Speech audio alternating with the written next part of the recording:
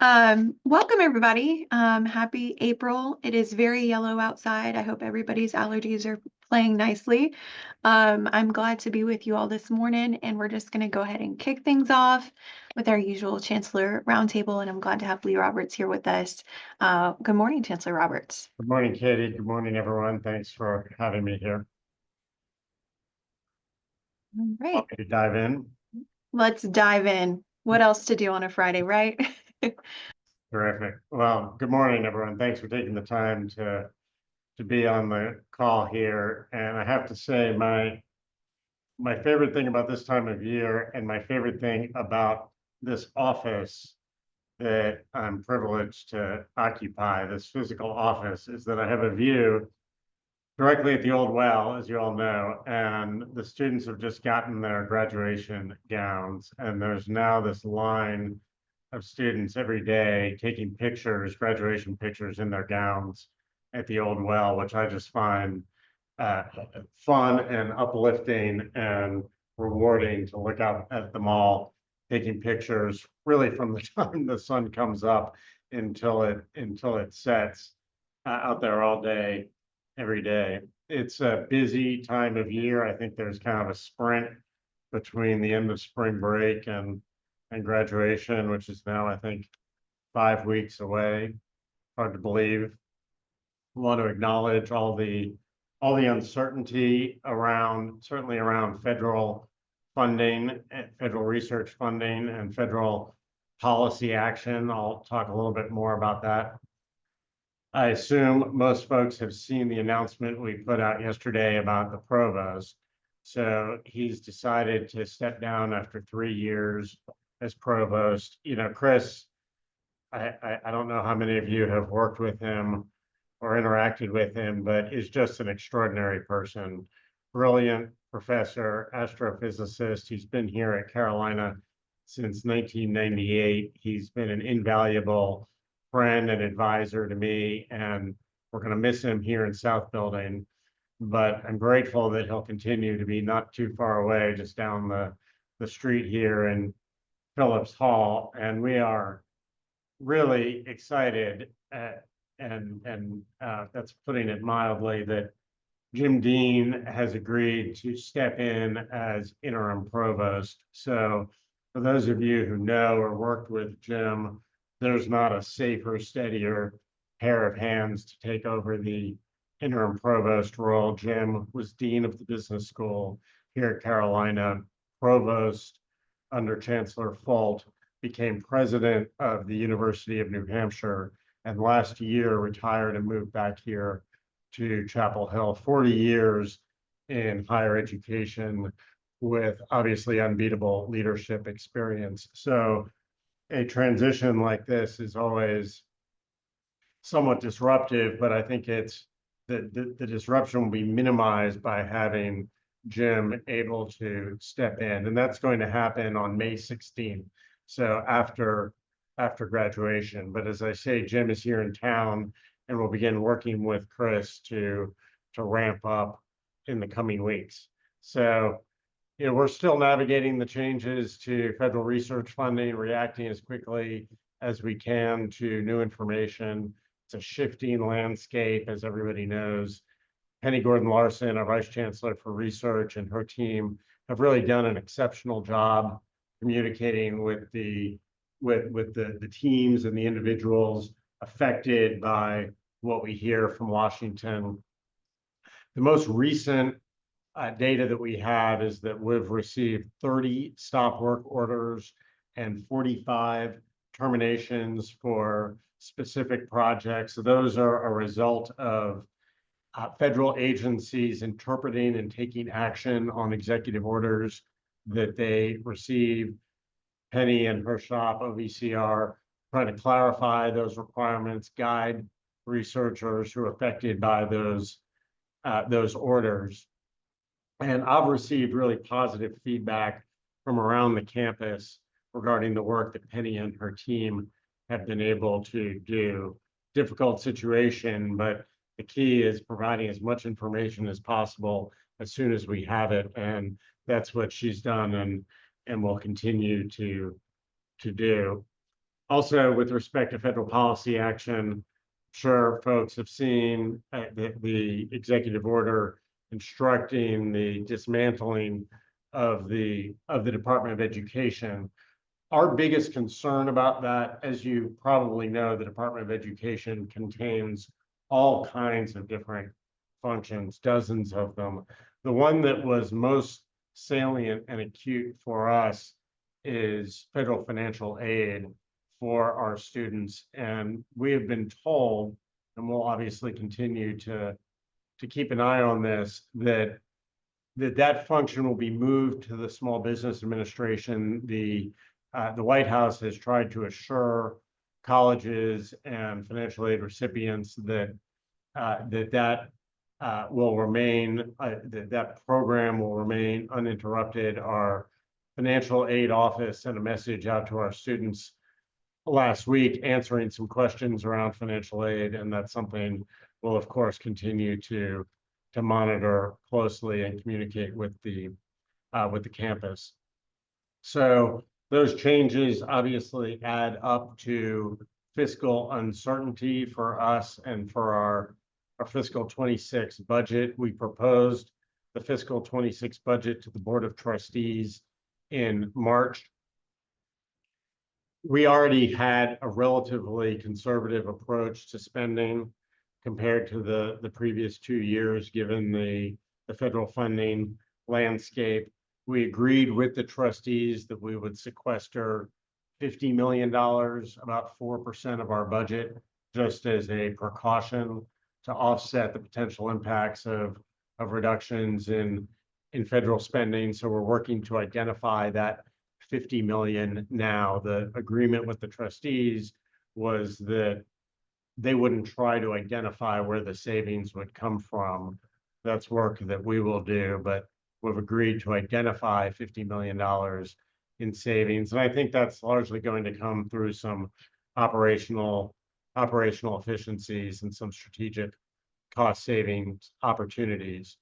I think I've talked a little bit before about our efforts to centralize administrative services. So we started with our development function and tried to streamline and centralize that function by having lead development officers report to university development with a dotted line to their deans or unit heads. I'm sure you've seen the announcement that our Office of Human Resources, which Linc Butler leads, is going to move under finance and operations, and then EOC, Equal Opportunity and Compliance, led by Elizabeth Hall, will move under the Office of University Counsel. So that eliminates the Vice Chancellor for Human Resources role. Becci Menghini will leave the university as a result. No, Becci was very involved with this group and has been a staunch advocate for our employees. This model, this change, doesn't result in any less advocacy or support. In fact, we hope it's going to allow for better service because it will be more centralized and hopefully more cohesive under finance and operations. Doesn't mean we won't miss Becci, of course. She's been a tremendous resource to the university during the 10 years that she's been here. She's been tremendously helpful to me personally, and we obviously all wish her well. Nate Knuffman, the Vice Chancellor for Finance and Operations, already oversaw many of our employees through facilities services. As you know better than most, a large bulk of our employees are within facilities, and so Nate was already working closely with our HR team through the facilities effort, and our EOC team was already working closely with our council, our university council function. So these realignments in a lot of ways reflect the way people were working already. So I'll pause in just a sec and look forward to your questions. But the only other thing I wanted to say is I certainly recognize the uncertainty and the anxiety that a lot of folks are feeling as a result of certainly federal policy action. Stock market had its worst day yesterday in at least 5 years. There's significant uncertainty in the air, and you add to that an inherently busy time of year. And I know that's stressful for a lot of people. We certainly feel it here in South Building. But if there's one thing that our history as the nation's oldest public university should give us, it should be the confidence that we can come through really any set of circumstances and emerge stronger out the other side. This university has been through world wars, depressions, pandemics, a civil war. We've always come out stronger. We're extraordinarily well positioned. I talk to my colleagues at other universities all the time, and there isn't another university out there who I would trade places with in terms of how Carolina is positioned in our strategic advantages. So I'm confident in what the future holds. I remain absolutely certain that Carolina's best days are yet to come, and I look forward to creating that future together with all of you. And with that, I'd be eager to take any questions that you all may have. Thanks so much, Lee. Questions? Yeah, I have two questions. Go ahead, Audrey. They are wildly different.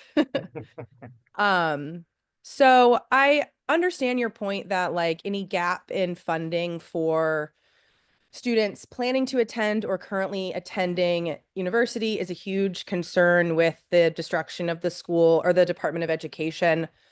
But I'm a bit more concerned also about the loss in college preparedness that we might experience over the next 5 to 10 years as systems completely go their own way. And we experience disparities due to what state budgets have. So I'm wondering if the university is thinking about that. And additionally, UNC offers degrees in public administration, public health, education. And as we're seeing the loss of these careers, how is the university thinking about these programs that we have that are successful, produce high quality students, and have high quality faculty?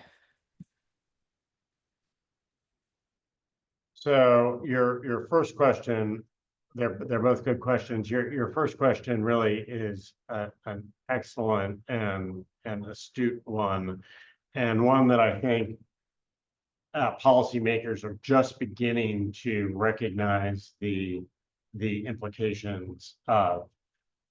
In some ways, there's a continuum, and I think we as a university and all other universities have been grappling with the significant learning loss that we saw from the pandemic from K through 12 students, and we've had to adjust in all kinds of ways to that. And so in some ways it may be a continuation of that theme, but it might also become more acute. And we are constantly reevaluating our curriculum, revising our curriculum to try to reflect the students who are coming to us and the preparation that they have. This might be less of an issue for Carolina than for the average university, in the sense that 82% of our students are coming from the state of North Carolina. And so whatever happens with the state's K through 12 education system, and there's been significant investment made over a long period of time, the bulk of our students will have the same broad set of experiences before coming in as North Carolina high school students, unlike, say, a private university where no more than 5 to 6% of your students are coming from any particular state. So I think that's an advantage for us, but it's obviously something to keep a close eye on. And then your second question was about the career paths for people coming out of public policy and public administration. Is that Yeah, and education and Yeah. public health. Yeah, I think it's a little bit early to um to try to make guesses about what particular career paths are going to look like.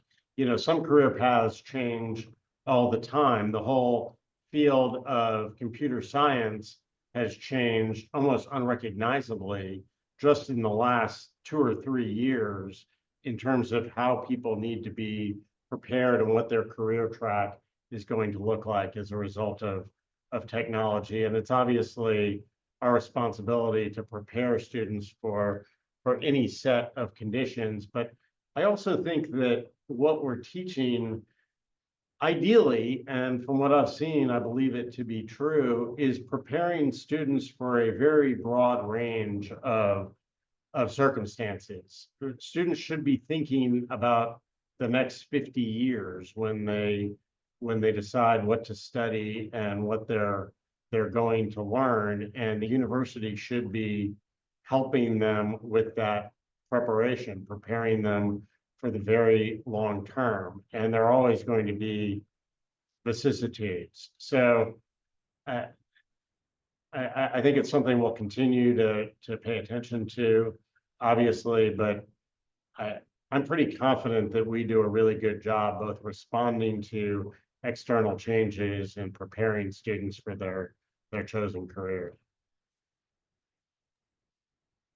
Okay, thank you. My other question, I have a feeling is going to get asked by someone else, so I will yield that to the group. Next up, Matt Teal. Yep. Katie, I also want to highlight that there are there's conversation in the chat. I didn't know if you wanted to highlight those as well, but Awesome. I'll go and ask my first question. So good morning, Chancellor. Morning. In a new interview with the New Yorker reflecting on the continued uncertainty in higher education due to controversial actions by the federal government, Wesleyan University President Michael Roth stated, quote, "I think my job as a leader of the university is to speak up for the values that we claim to believe in, especially when they're at odds with people with enormous power," unquote. Many of our peer institutions, including others in our state system, have clearly articulated statements of institutional values. For example, NC State's are excellence, representation, integrity, sustainability, community, freedom, and collaboration. Currently, our university lacks such a statement. Given the heightened uncertainty facing higher education and President Roth's point about the importance of values in facing that uncertainty, will you consider creating a working group of faculty, staff, and students tasked with developing a set of clearly defined institutional values? Yeah, what a great question. I would draw a little bit of a distinction between what NC State has done and what the president of Wesleyan has done. So I think that the idea of having a group come together to create a set of institutional values is fantastic, and I would really encourage doing that, and would be happy here in South Building to facilitate that. Can't think of a better use of people's time. By contrast, I think what Michael Roth is talking about is well, what I would say is, I don't know how much traction, how much leverage we have to advance our case with policymakers in Washington. But I do know that whatever leverage or traction we have would be sacrificed if we took a publicly confrontational approach. And as I look out across the higher education landscape, virtually all of our peer institutions have reached the same conclusion. Michael Roth has received a lot of attention, and I have a lot of respect for him, but he's received a lot of attention because he is such an outlier among higher education leaders, and he occupies a very different position than we do here at Carolina. And again, I respect his views, but I think that's a little bit different than a statement of institutional values. And as I say, I fully endorse that suggestion, and we're eager to work here in the Chancellor's office to help facilitate it. That's great to hear, and I'm happy to follow up with Christy Hurt and get some time with her to start that conversation. If I could ask one quick follow-up related to your point about Michael Roth. I'm not advocating that we storm the barricades in Washington or in Raleigh, but thinking about Vice Chancellor Knuffman's recent interview in The Well, talking about the $50 million budget cut. He talked about his goal of aligning financial decisions with our institutional mission and strategic priorities. Obviously, I would advocate personally for the importance of values in that as well. Yeah, I just wanted to point that out. Like, how are we going to make these decisions? And just obviously, research, teaching, and public service is critical to everything we do. That's the foundation. But again, looking just at what NC State is doing, as an example, UCLA, Michigan, there are plenty of other examples as well, and we should come up with a list of values that align with our institutional culture, our history, and what makes sense in this context. So, by all means, it's a great point. Thank you. Thank you. All right, so I have Rebecca up next, then I'll bring forward a couple chat questions, then we'll go with Jacob and Renata. Morning. Morning. Part of this is just in the chat, so I'll go ahead and take care of my comment in the chat. But one of my concerns, I have many, but the one that I wanted to kind of bring up today is with financial aid being interrupted, with the shift to the Small Business Administration. I'm concerned not so much about how student loans are handled, but I'm more concerned about the attacks on specific universities and their funding being frozen. So I'm wondering if you or the Board of Trustees have spoken and discussed what are our plans, or do we need to have a plan if we end up being targeted like Howard, Harvard, Columbia, and threatened with frozen funding unless we do X, Y, and Z? Well, obviously, if we have a situation like they've had at Columbia and Harvard, would have to see what the administration's concerns were and decide how best to respond. I don't expect that to happen, but obviously we would have to react if it did. I think, was there another part of your question about student financial aid? It was just more of, if those are funds that are frozen, how are we going to Well, I don't think they are frozen. Well, I realize they're not now, but if that is something that becomes a concern, either they don't come through, is that something we're planning, having a backup plan for, or is that just something we're going to react to? I think that's what's happened. If you've got more information, please let me know. But what's happened at the universities that you mentioned is not a freezing of financial aid to students. It's a freezing of federal research funding tied to a certain set of demands specific to that institution. So we would have to see what those concerns were from the administration and react accordingly. But again, I personally don't expect that to happen. Okay, thank you. All right, next up, we got a couple questions in the chat. Elizabeth Bose says, can you explain why you perceive we are well positioned to survive the current and increased challenges? She feels we're quite vulnerable, and she then follows that we're also concerned about leadership's variety as far as their background is concerned. Sorry, my screen just scrolled. As top leadership shifts, the new people being assigned to these roles seem to have minimal experience in higher education overall and less rooted in the School of Business. Any thoughts or comments there?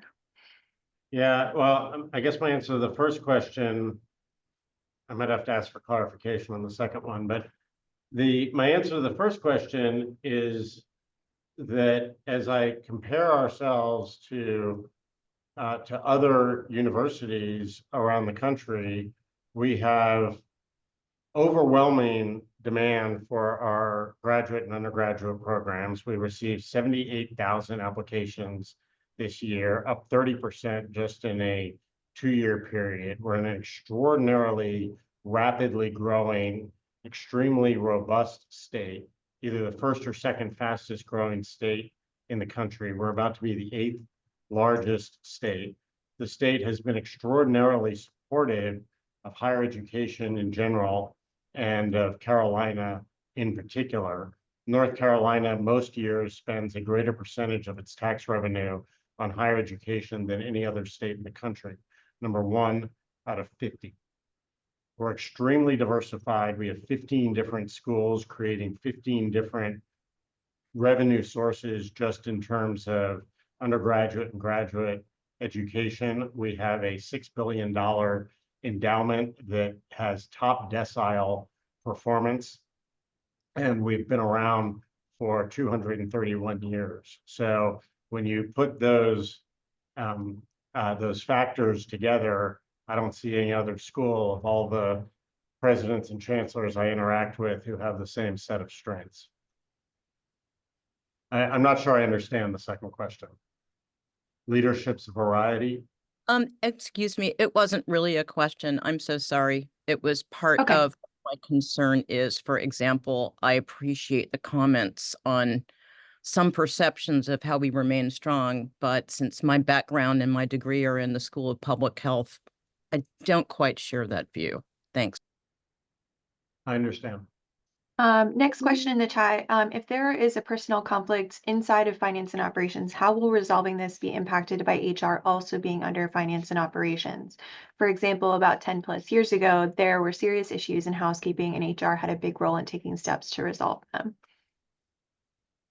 Yeah, the HR function within finance and operations will be separate, is separate from the other parts of finance and operations. And the appeal to EOC in the event that there is a compliance issue will be outside of finance and operations, as I say, in the Office of Legal Counsel. Okay, Jacob, you're up next while I read through the rest of these questions. Good morning, and thank you for taking the time to be here. I appreciate it. I'm sure everyone else does as well. My question has more to do with just as we are fully aware that there's a fair amount of uncertainty. I think I've heard that word once every hour for the last 3 months. But given the nature of that situation, I can't help but to notice, towards Elizabeth's point, some rather stark similarities from both the national, state, and local letter.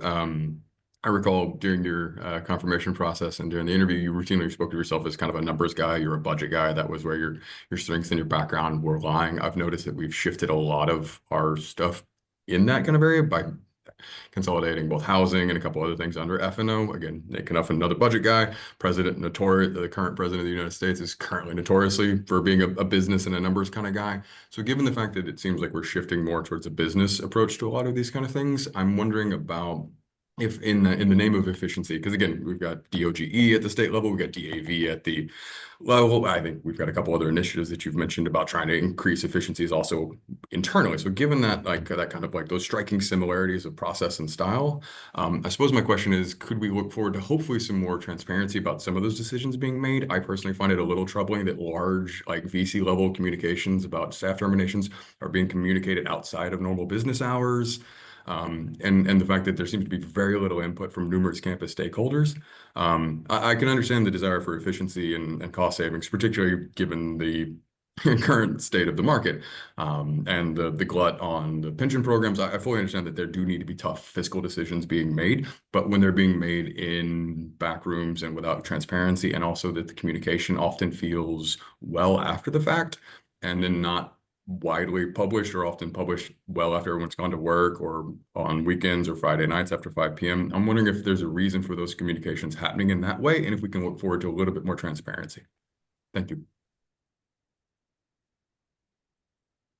So I actually think that times like these underscore the importance of having some folks at the university who do understand finance and budgeting. It's not the only important skill set by any means. We've got a lot of expertise across the university in higher education, administration, and really every other field you can imagine. We're a university, and then we take a universal approach. And we've got subject matter experts just here in South Building across a wide range of fields. So I think we have the expertise that we need, and I'm glad personally to have a budget and finance background in wrestling with these decisions. There's no effort to try to make announcements after hours or on weekends. In fact, the announcement about the provost yesterday, we were working hard to get it done before it was too late to get it out. I don't know exactly what time it went out, but that's what everyone was working towards all day, was getting it out as quickly as possible. The conversation with the Board of Trustees about the sequester was all held in open session at a meeting that anybody can attend. So I'm sorry, I didn't mean to interrupt. My apologies. Didn't realize I was still. no. I mean, there are some personnel actions that obviously don't happen in public. I think that's common for personnel decisions for obvious reasons. We don't have an open forum to decide people's career paths, but we're committed to communicating as quickly as possible about what we know and when we know it. And if there are particular areas where you think we can be more transparent, we're highly receptive to that. We're not trying to be secretive. Sorry, just to clarify, so the VC was a personnel issue, not an organizational change? Well, we communicated it as quickly as we could, but when you're having conversations with people whose jobs are affected, yeah, that's obviously a personnel issue. I'm hoping the Chancellor can stick around for one more question. I realize we're at time. And I just wanted to, before Renata goes, just reiterate, I think a lot of the folks on this call, we've talked about it, we've edged around it a little bit, but the $50 million proposal from the Board of Trustees, we're all very cognizant of the fact that operational changes that are being proposed could very well impact staff and people's livelihoods. So people are really scared. So leaning on you and your team and your administration to work really closely with us to try and advocate for staff who are really the lifeblood of this university.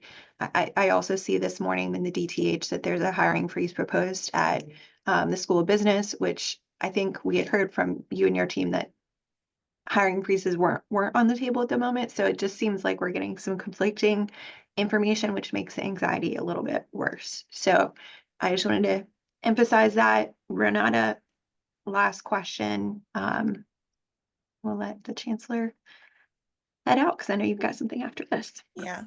Hi, Lee. So I'm a staff member at the graduate school. So a significant portion of our students are international students on studying visas. And in the news, there's been a good news coverage of individuals with valid visas being detained by ICE. So I guess my question is, what's the university's plan to ease the fear within our international student community and to support them in case something like this does happen? So we don't have a higher value as a university than keeping our students safe, and that's all of our students, including our international students.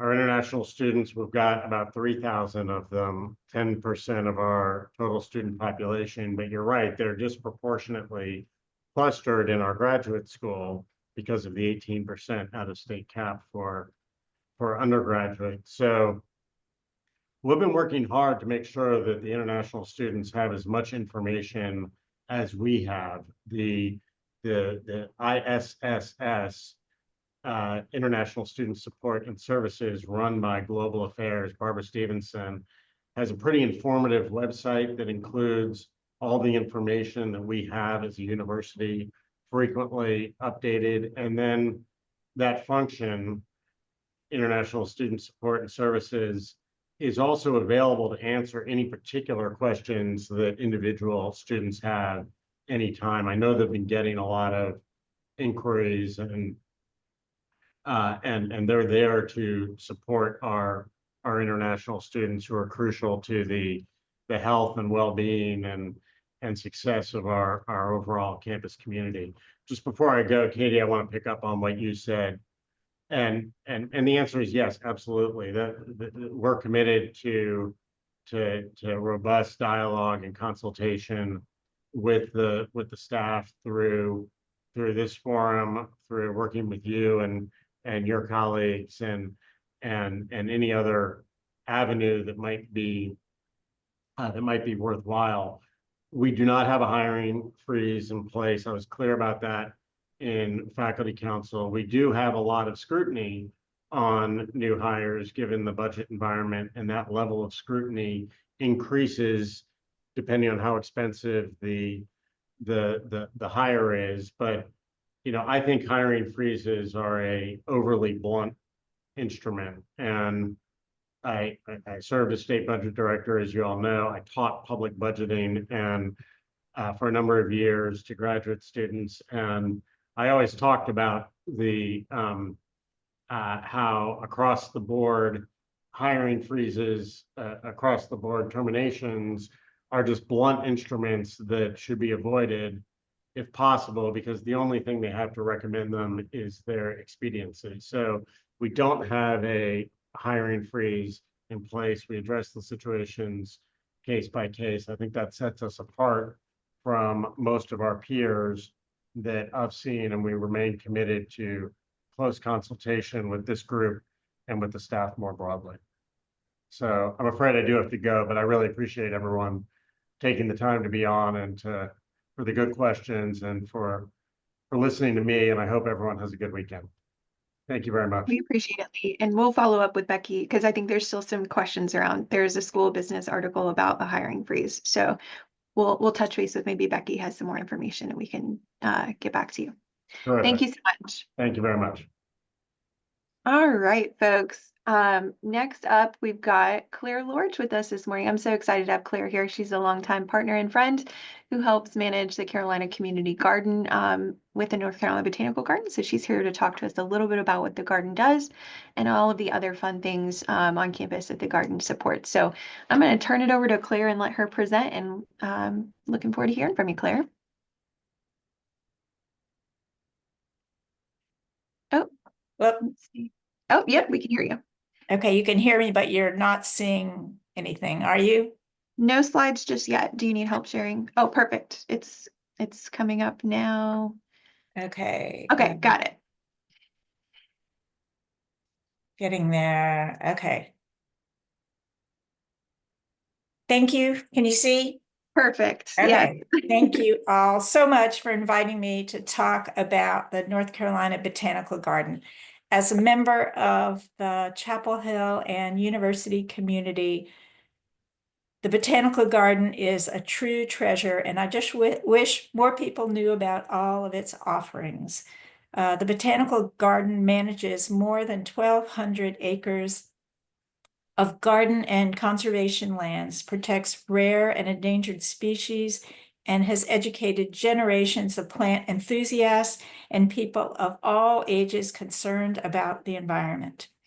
You are looking at the entryway of the main garden, located off 54 Bypass and Old Mason Farm Road, in full spring bloom.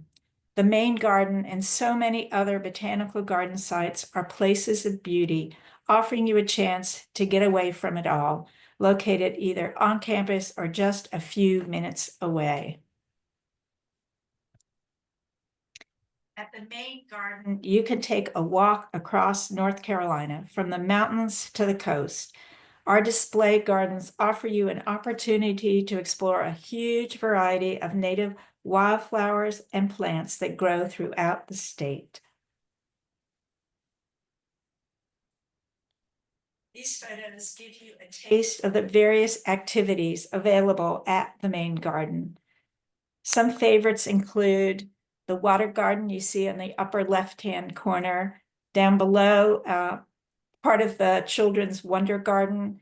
In the middle, you see a bird blind where you can kind of hide out and watch a whole variety of birds feeding on 6 or 7 different bird feeders.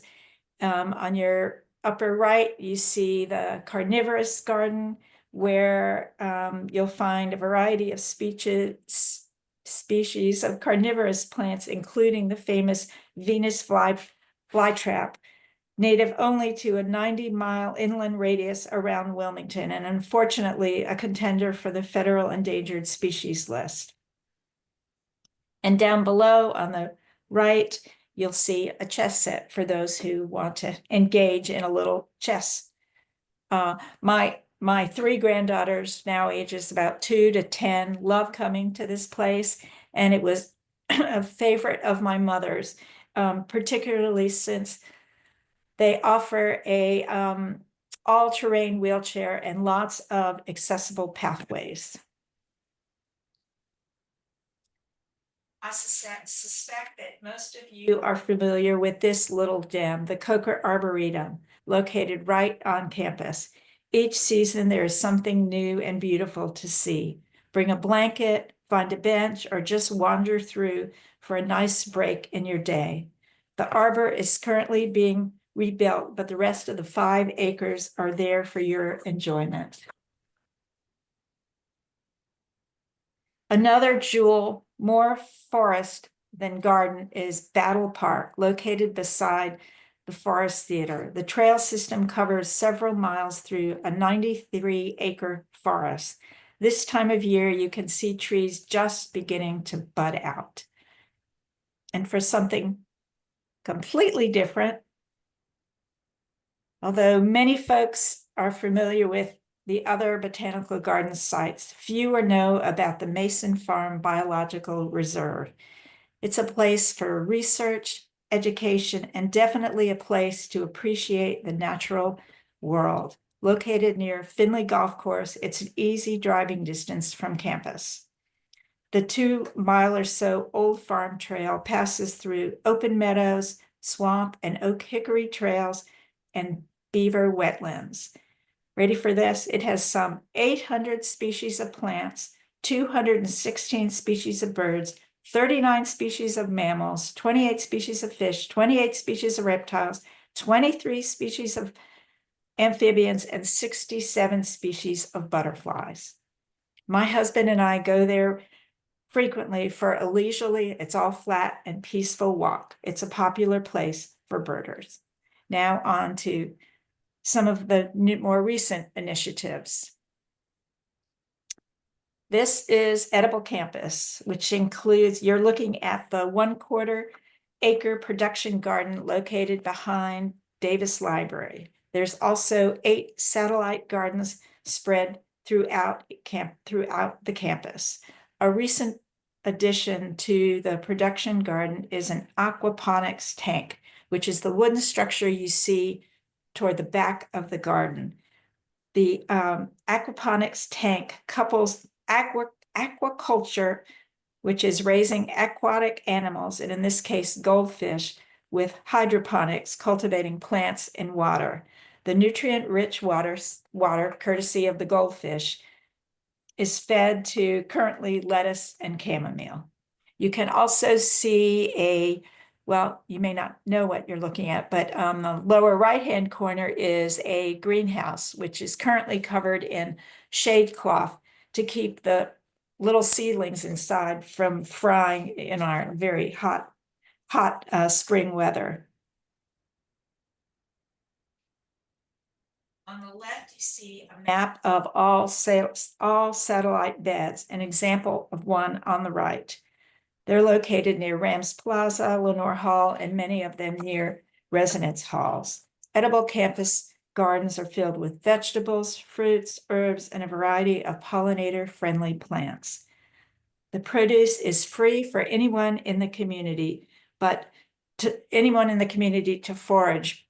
However, they need to do so according to the harvesting guidelines posted at every location. And while the main garden is more of a traditional community garden style production space, the satellite gardens highlight an approach to landscaping in public high traffic areas. All of the gardens in Edible Campus are living classrooms and help connect students with nature and their food systems. And lastly, the garden I know best. the Carolina Community Garden, also known as the CCG. We just celebrated our 15th year anniversary, and the Employee Forum has been a critical partner with us from the very beginning and has continued to support us throughout all 15 years. I can't thank you all enough for that support. I also want to make a shout out to Arlene Metter, one of your delegates who has been an amazing liaison with us for most of those years. The CCG is about 1/3 of an acre within walking distance from campus, close to the Carolina Inn. Some of our features include the solar power greenhouse you see in the photo, beehives. We have an extensive compost operation, a rain garden, 6 wheelchair accessible beds and pathways, 45 vegetable beds, along with blueberries, muscadine grapes, figs, persimmons, and hopefully blackberries this year. Since the garden's inception, we have given away more than 35 tons of sustainably produced vegetables and fruit, primarily to UNC's housekeepers. We distribute the produce to all 3 shifts of housekeepers at 6 a.m., 7:30 a.m., and 5 p.m. The housekeepers let us know how much they appreciate this food. Just last week, a first shift housekeeper pulled me aside and told me that she has diabetes and how much this fresh produce really helps her diet. The garden got started in 2010 during the Great Recession, when many of UNC's lowest paid employees were struggling economically. With the likelihood of food prices rising, once again, we are doing what we can to ease the burden. In addition to produce, we also provide garden recipients with pepper and tomato plants they can grow on their own. It's always thrilling when a recipient shows me a photo of their first tomato on their phone, and they're always just so proud.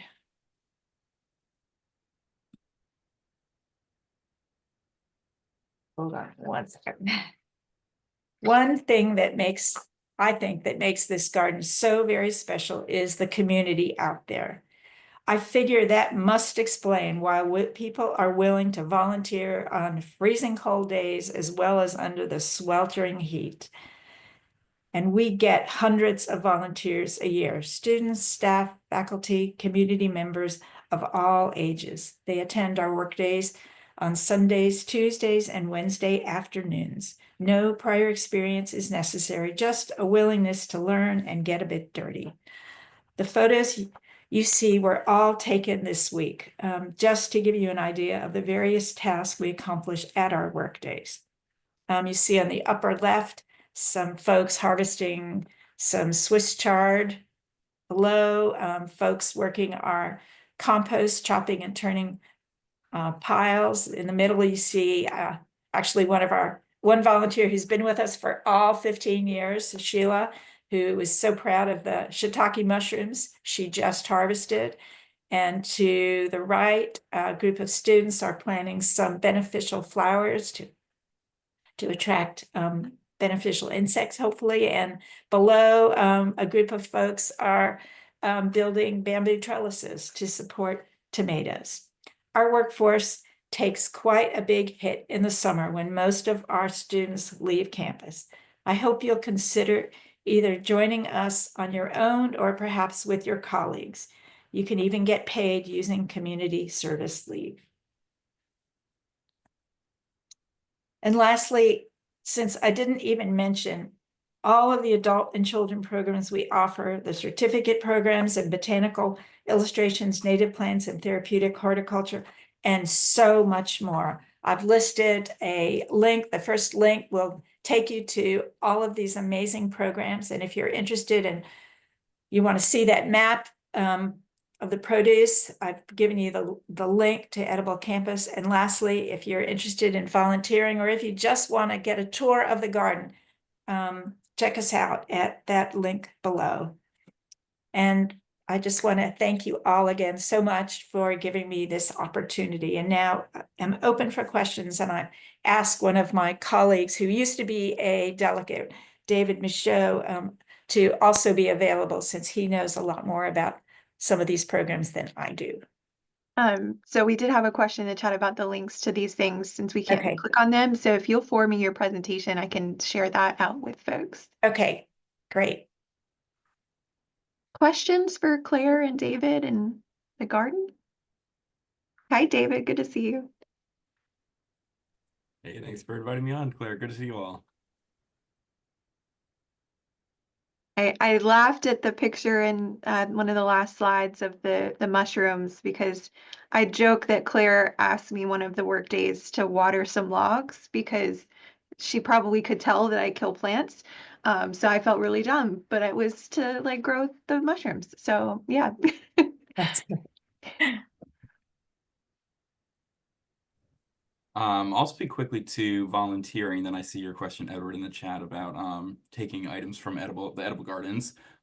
We are currently at capacity for volunteers with the main garden, but I know Claire loses a lot of her student volunteers at the CCG over the summer.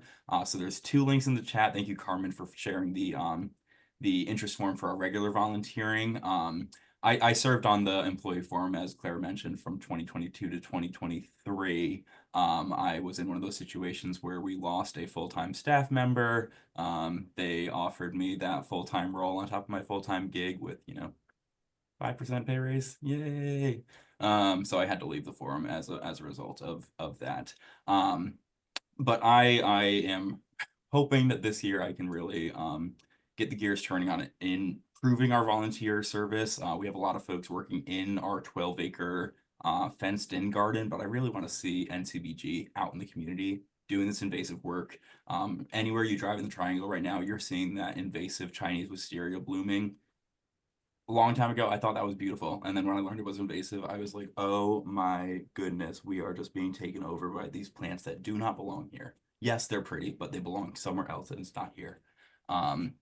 So I really want to see us putting our footprint out in the community to improve those spaces. So please fill out that form that Carmen shared to express your interest in volunteering. And I really hope in the coming months we'll have some more community events around volunteering. It's so fruitful just to see what you can do with a group of people, whether that's cleaning up the Bowling Creek Trail or removing invasives from spaces. Just seeing garbage bags fill up is just like, oh my gosh, like I did that. And it was so easy. And you're out in the sun, getting like working on your tan, whatever you need to do.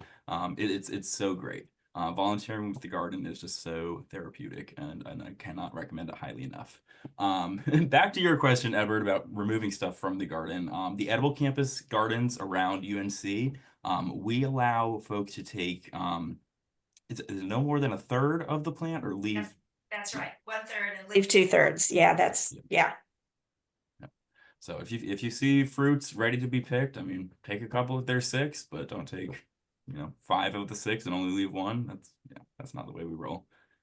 Let's see. And I see, yeah, do volunteers for the community garden have to be affiliated with Carolina? Not at all. We do ask, we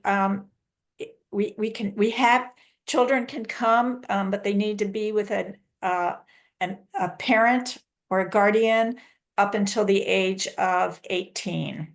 And we do have fire ants, so I just need folks to know that in terms of bringing their kids. We try to be on the lookout, but that's a reality of working in the dirt around here, sadly. And I know that some of the high schools give credit, allow their students to come and get credit for coming to the garden. And the parents don't have to volunteer if they don't want to. They can sit on the bench and read, but they need to be around. And Rebecca, I see your comment about needing something to do other than video games during the summer. I just say come out to the trails, hike the trails. I've been so frustrated this past week seeing people flock into DC to see the cherry blossom blooms. It's like, yes, they're beautiful, but like plants bloom all year round. Like I challenge each of you today to think of your favorite color and find a plant native to North Carolina that is that color and look for its bloom time. And that's your challenge this year. Find that flower, wait for it to bloom, take a picture with it, and then you will celebrate all throughout the year with these blooming plants. So that's my challenge for each of you. I think people have a love-hate relationship with the blooming things right now because it's causing all of the yellow outside. So yeah, but we really are very appreciative of all of the joys that the gardens and all the things affiliated with the botanical gardens do for us. So Keith doesn't do outdoors. He does not. The outdoors is there for you whenever you're ready, Keith. Any other questions for Claire or David? Thank you, guys. Thank you. We really appreciate you coming out. We love to be partners with the garden and support all of the amazing work you do. Looking forward to another hopefully built garden day in the future for all of us. And maybe we could even get Chancellor Roberts out there to garden. be I think that he great. might have to change his suit a little bit. I don't think that would fly in the garden. But thanks as always, Claire. We appreciate y'all. Awesome. Okay, we're going to move to the Thank next you. portion of our agenda, and I have to give a few caveats here. We're going to take a short break and I'm going to propose a motion to go into closed session shortly. It should only be about 5 or so minutes, maybe 10 minutes, but probably 5. So it's an opportunity for non-delegates on the call to take a bathroom break. We're going to open up the breakout room shortly for delegates to join to go into the closed session. And with that said, I'm going to propose a motion to go into closed session to consider a recognition or award. Do I hear said motion? I so move. This is Rebecca. I second. Okay, we have a motion and a second. We'll do this by acclamation. Is there anybody opposed to going into closed session? All right, so we are moving into closed session. Folks on the call, not delegates, again, feel free to stick around, stay in the main reading room. Matt will keep you company. Delegates will rejoin you when we're finished with closed session, and we'll hope to be back in about 5 minutes or so. So give us a few minutes to add folks to the room.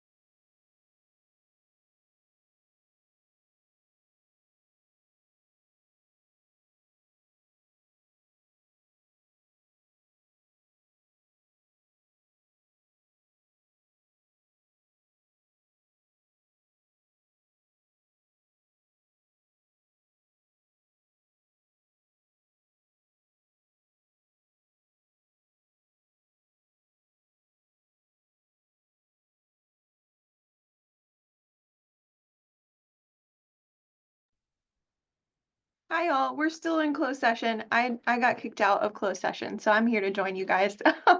I'm gonna go use the restroom real quick. I'll be right back.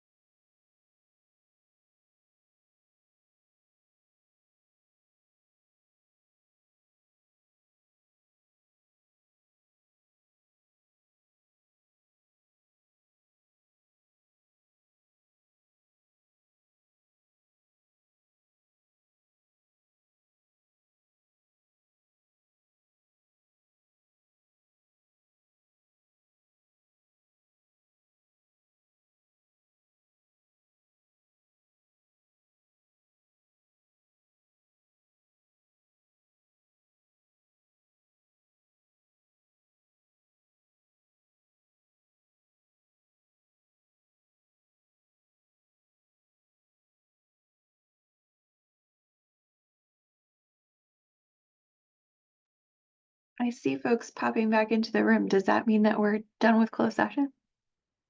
Yep. Yay! Child, let me take girl. Woo! Girl. I just came back for coffee. I have no idea. Okay, y'all. I Miss realize we Becci. ate way into the meeting longer than we said. I apologize for that. That was a really long bathroom break for everybody. So we're gonna let folks rejoin the main room, and we're gonna, before we move into the HR updates, I want to share at least one piece of business that was discussed and voted on during the closed session. So give me 2 seconds to share my screen, and I'm going to read through a proclamation that was passed. Where's my button? There it is.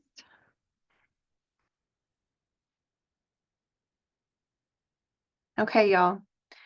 In honor of Becci's last meeting with us, we wanted to provide one last recognition of all of the amazing work that she has done for us. So we have passed a resolution, Proclamation 25-02, honoring Becci Menghini, Vice Chancellor for Human Resources and Equal Opportunity and Compliance. So I'm going to take a moment to read through this proclamation really quick, and then we'll give Becci her kudos. So whereas the mission of the Employee Forum is to address constructively the concerns of the employees of the University of North Carolina at Chapel Hill, and whereas these concerns include the recognition of individuals who have distinguished themselves in service to the university community, so as to encourage similar achievement among the remainder of the community's members. And whereas an individual among us has distinguished herself by exhibiting extraordinary resolve and commitment to the university community in her tenure as Vice Chancellor for Human Resources and Equal Opportunity and Compliance. And whereas during her stewardship as Vice Chancellor, Becci Menghini extended herself in the powers of her office to deepen relationships between students, faculty, and staff. And whereas Vice Chancellor Menghini has demonstrated the intelligence, dedication, loyalty, integrity, good humor, and accessibility that exemplify the ideal Tar Heel. And whereas Vice Chancellor Menghini has served the university and its employees faithfully and has shown decisive, enduring, and courageous leadership in tackling the myriad challenges faced by the university and within her department as a result of the COVID-19 pandemic, the Great Resignation, and other longstanding resource difficulties for staff employees. And whereas Vice Chancellor Menghini also served as interim director of the university's Office for Diversity and Inclusion for nearly a year in addition to her other duties. And whereas Vice Chancellor Menghini has been a strong ally to the forum, contributing candid and thoughtful insights on a wide range of topics at forum meetings during her decade of university service. Therefore, be it proclaimed, the Employee Forum extends its warm wishes and gratitude to Becci Menghini as she leaves her post as Vice Chancellor of the university. And be it further proclaimed, the forum offers Becci Menghini a standing invitation to meet and speak with this body moving forward. Signed on behalf of the delegates of the Employee Forum, Katie Musgrove, Chair. Round of applause for our friend and colleague, Becci Menghini. Becci, I'm going to turn it over to you for HR updates, and then we can discuss other things from closed session. So I'm going to stop sharing my screen now.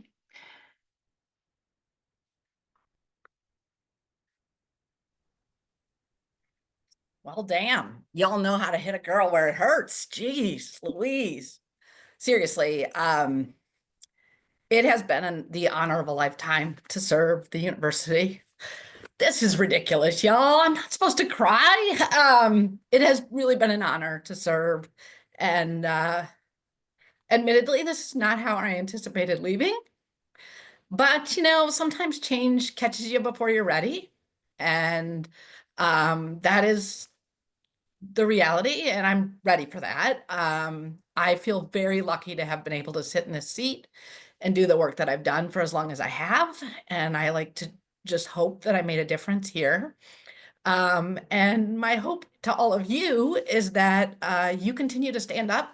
The people of Carolina are what make Carolina what it is. And I know the Chancellor said we're well positioned to navigate the challenges ahead. And that means the people have to navigate the challenges ahead. And that's all of you. So I want you to continue to stand up. I have to say the thing for which I'm most proud is the team we put together in the Division of Human Resources and Equal Opportunity and Compliance. And I have the full confidence that you will be well positioned and well advocated for by my dear colleague and dear friend, Linc Butler, and the rest of the HR team, regardless of where they're positioned organizationally in the university. Linc is your ally, your advocate. He is probably, actually, I'm certain of it, the most experienced CHRO in the university system. And in addition to just being a super cool guy, he will ensure that the voices of our people continue to be heard. So I thank you. I don't have much of an update. I said I would bring an update. I know you all know it's performance review time. I know you love nothing better than to get into Connect Carolina and Carolina Talent and log in and work on those forms. It is a really important exercise. I would encourage you to take those conversations and that paperwork very seriously. I also want to reiterate that performance reviews don't go just one way. So it's not just your supervisor evaluating you. This is your opportunity also to talk to your supervisor about what you think about their leadership and ways your relationship might improve. Also a reminder that we do have a spring holiday coming up. That does raise to me, the reminder that some of you or some of us don't celebrate the Christian holidays, and we do have personal observance leave available for people who wish to take leave either for another religious holiday or personal interest, and make sure you use that accordingly. There is also some information coming out on that in the upcoming issue of the Work Well. I also want to remind people that there is a no meeting day on the 17th of April. I know this is a source of contention and everybody asks, like, how do we manage these days? This is a conversation we'll continue, or Linc will continue together with all of you and others. But please, if you're able, lighten the load on the 17th. And then this is another reminder. I know getting into Connect Carolina is not on the top of everybody's list every day, but there is now available to all of you the 2024 Total Reward Summary. That language is sort of confusing to a lot of folks, but it's a document that provides a snapshot of your total benefits and compensation between January 1 and December 31 of 2024.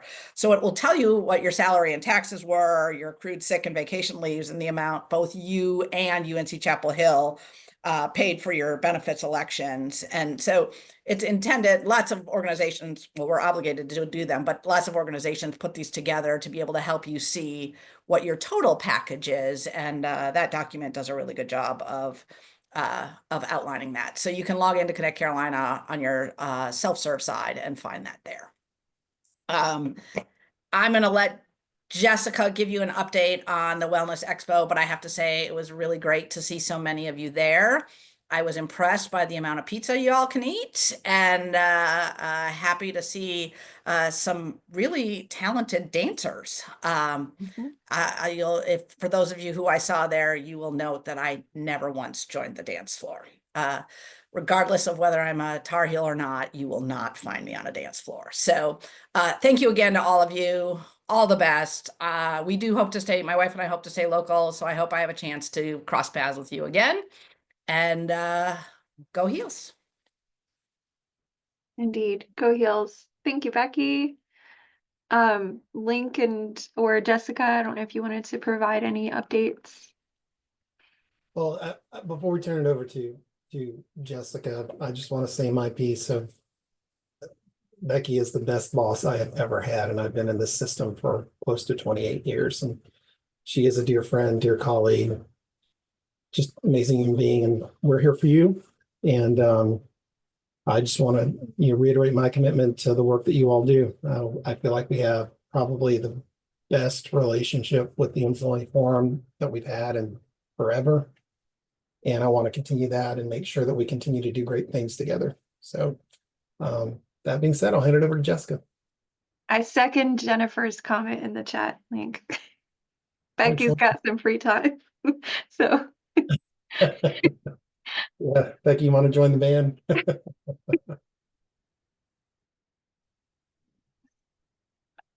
Yeah, I think you could use an extra backup singer there, Linc. You do not want to hear me sing. Let me be clear. It's not the dance floor, so it's, you know. Becci, thank you so much for your leadership over the time that I've been here. Thank you for taking time to come out to the expo. Linc to both of them, although having a training earlier that day, were able to stop in, and I really do appreciate all your support for employee wellness under your leadership. Knew it was going to be an emotional meeting, so it's good to see you, Becci, and thank you so much. I know we have a few more weeks with you, and I hope I get to see you again. So about that expo, it was looking like a ribbon cutting at 11 a.m. when the doors opened. We did have the most participants that we had ever seen yet. So that is extremely exciting for me to see the participation more than double. And I do feel like maybe that pizza and hopefully that delicious salad had something to do with it. We did have the sponsorship by TIAA and Pepsi being our big sponsors this year. So you did see a little bit of Pepsi presence there this year. We did have the wellness screenings back provided by the state health plan, and we did have a little bit less participation in those this year. We got a little bit late start for registration for those with the Aetna transition. But we did screen about 50 people and give them their comprehensive health review. All chair massages were completely filled or given away if someone was late. You know, Elizabeth made sure that those spots were filled in, so no time frame went unfilled for those.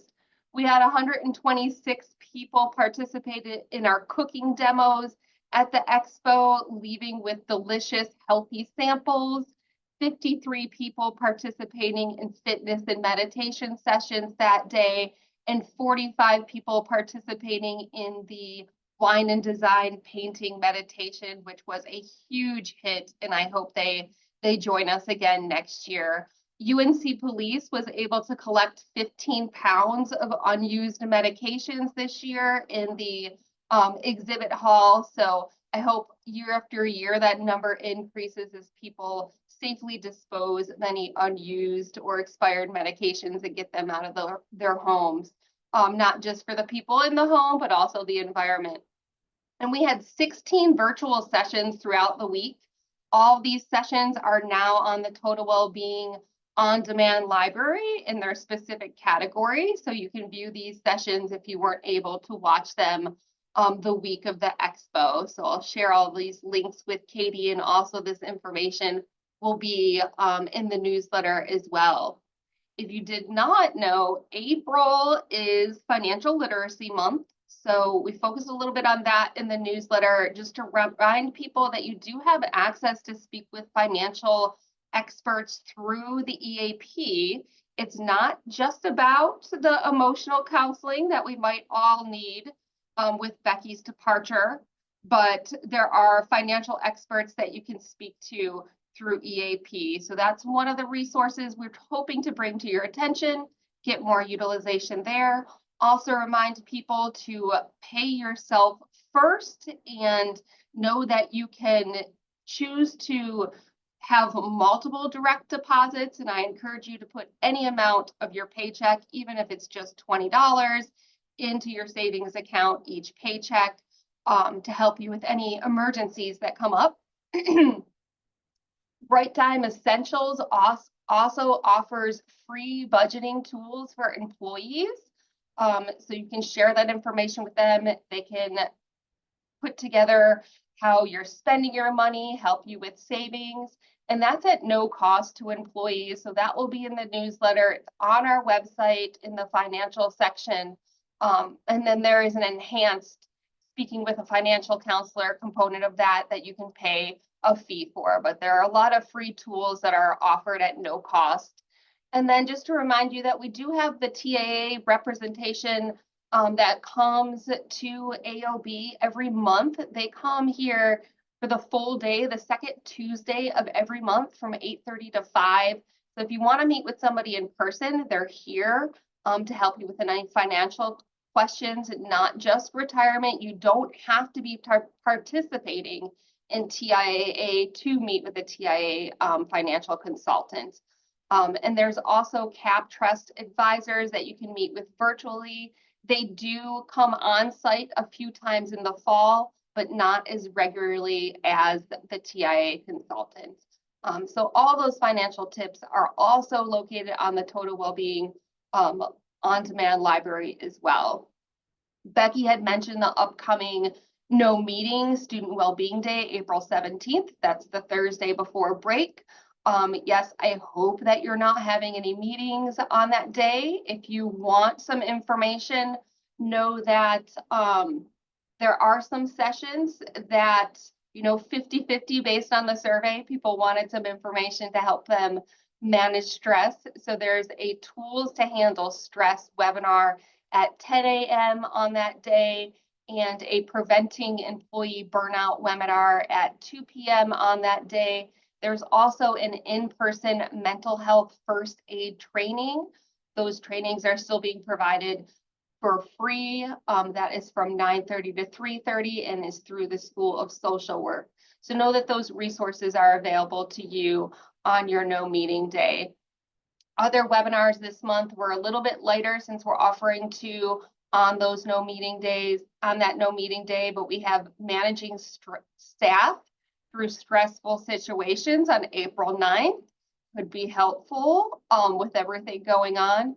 We also have a session on balancing work and life on April 30th.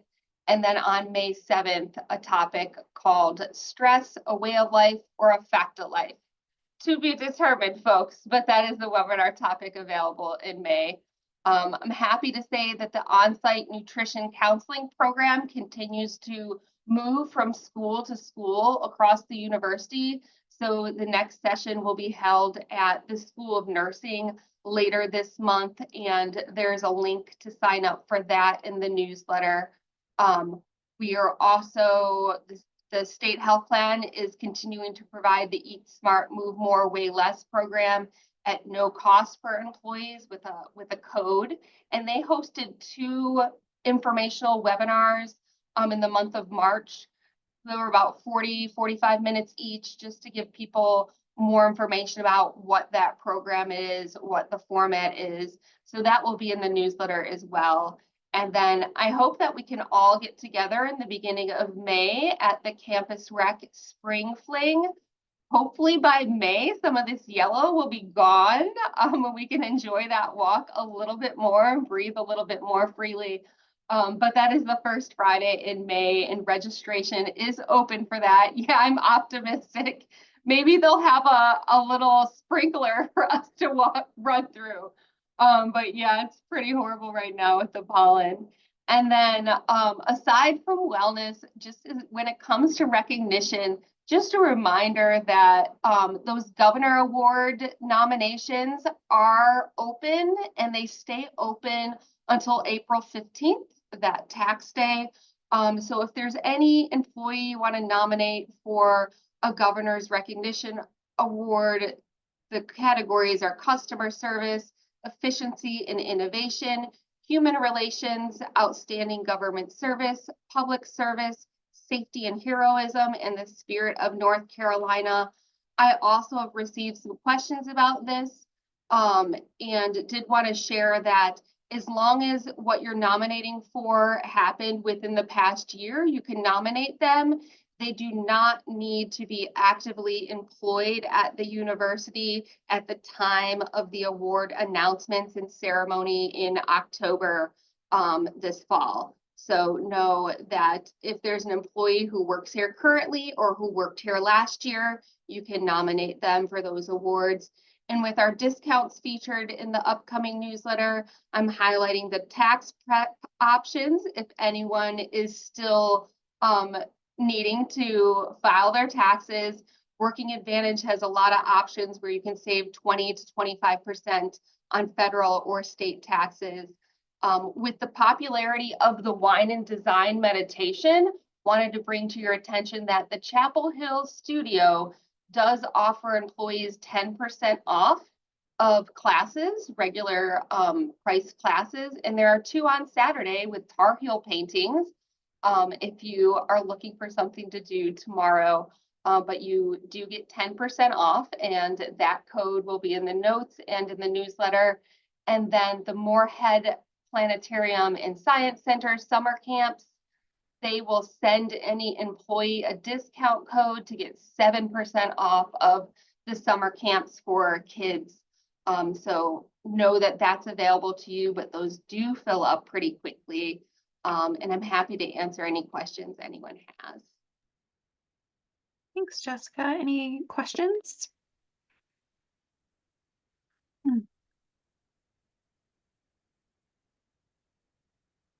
Okay. Well, thank you as always for all of those amazing updates. And if you'll pass those along, I'll share them as usual. And again, sharing my deepest well wishes to Becci, and looking forward to working with you more, Linc, but we will miss Becci so much. And again, the last thing in the proclamation was you are welcome anytime you want to join us. So we're such a fun group. Who wouldn't want to join us, right? All right, folks. Well, we're going to turn to the consent agenda portion of our meeting. I am so sorry, but I sent you guys like 20-page long minutes for both of those meetings. Apologize immensely for that, but it just speaks to all the amazing in-depth conversations we've been having. So that's a good thing. So saying all of that, hopefully y'all have had a chance to review them. Do I hear a motion to approve the consent agenda, which includes the February and March meeting minutes? I sent one minor grammatical correction to Matt for February. Other than that, well, Warren should probably say something. Warren? Oh, do you have a question for? Yeah, I apologize. I didn't ask earlier. I was thinking about should I ask or not, and then just like number one, I'm really sorry to hear the change regarding to the HR and then regarding to Becci personally. And then 2 is I fully support like we giving the right recognition to her. And 3 is actually I have a follow-up question. I mean, it sounds like there's some major change happening on the HR side of the whole UNC's Chapel Hill system, right? And then I would like to know, like, from people who are actually in that organization. I don't know anybody, you know, from the delegation from there, right? Can you share with us, like, what will be the anticipated future change? Because usually, like, my past, you know, career experience in the industry is always like when leadership change, you know, there will be follow through change along the ways, and then all the sorts, right? I think since we're here and then we all trust each other, work each other. It's a way for us to learn more, and then, you know, hopefully also be able to, you know, be support to each other for that. Yeah, that's my question. Yeah. Linc, any thoughts? Sure. And thanks for the question. It sounds like your question might be more about potential changes system-wide where HR is concerned. So let me start locally, and then I'll kind of get into more system-wide. So for those of us like myself who've been around forever, this structure actually used to be in place here at UNC-Chapel Hill. So when I started back in 1997, the Associate Vice Chancellor reported into finance, and it was that way up until I think Brenda Malone, who was started as an Associate Vice Chancellor, then was able to successfully get a Vice Chancellorship set up that then evolved to work for strategy, equity, engagement, Felicia Washington, and all of that. So this is sort of a return to kind of what we used to be in, and I'm pretty sure, I can't say all the campuses across the system are structured this way, but I think a good number of them are. So there does seem to be some mindset with our partners down at the system office for there to be a little more uniformity in terms of how the campuses are structured, especially where HR is concerned. Now, in terms of any potential changes more across the system, The only things that I'm aware of is that I know some of the smaller campuses that are a little more resource challenged are entering into some shared services arrangements with the system office in areas like benefits and leave. So talking, I think campuses like Fayetteville State, Winston-Salem State University, I think Appalachian State is in conversations with them to do something similar like that. But essentially, they have a shared services environment that is managed and operated by the system office, and they essentially do all their benefits work for those campuses. Now, we have been clearly told that we are out of scope, we and NC State, because we are just so large and so complex. And it's not to say that those other campuses aren't complex in their own ways, having served on 2 of them, but just with our volume alone, I mean, we have to have a dedicated benefits staff on campus to be able to serve and support our faculty and staff. It's not to say that there won't be other campuses that might join that sort of shared services environment where benefits is concerned, but in terms of any other wholesale major changes. No, if I may, I really appreciate the answer. I think my question is more like a trickle down. I think, when top person in charge of HR has been changed, right? It will be a new leader stepping up, right? And then through the organization or through the function, there will be change along the ways, right? Then HR is such an important function across campus for all the employees, right? And so we really want to know what should we anticipate as the follow through of that leadership change, right? Yeah, essentially working for Becci, all of OHR has reported to me the entire time I've been working for her. There's no real anticipated changes. I'm not anticipating changing any organizational structures or anything like that with my team. So we're committed to providing the same level of service or even continuing to try and work and find ways to do it even better than we do it now. So right now, there's just no intent for us to make any kind of major organizational changes for any of my reporting units. God, I appreciate the answer. Yeah, you're welcome. Thanks, Warren. Any other questions for HR? Okay. So with Arlene's friendly amendment to the meeting minutes, do I hear a motion to approve the consent agenda? I move. I second. Okay, having a motion and a second, we'll do this by acclamation. Is there anyone opposed to the approval of the February 7th and March 7th meeting minutes? Hearing none, the consent agenda passes. Thanks, everybody.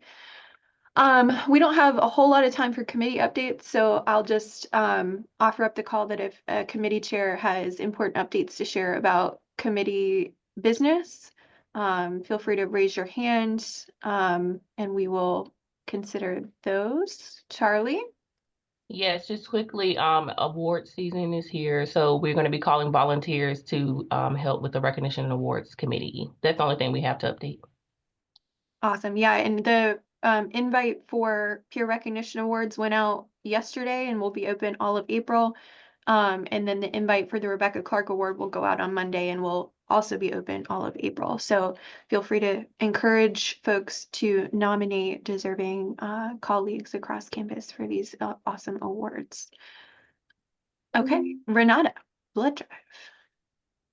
Hi, just a quick call to action. So we do have a couple of volunteer spots that are still open for our drive on April 30th. At this point, we have 256 appointments.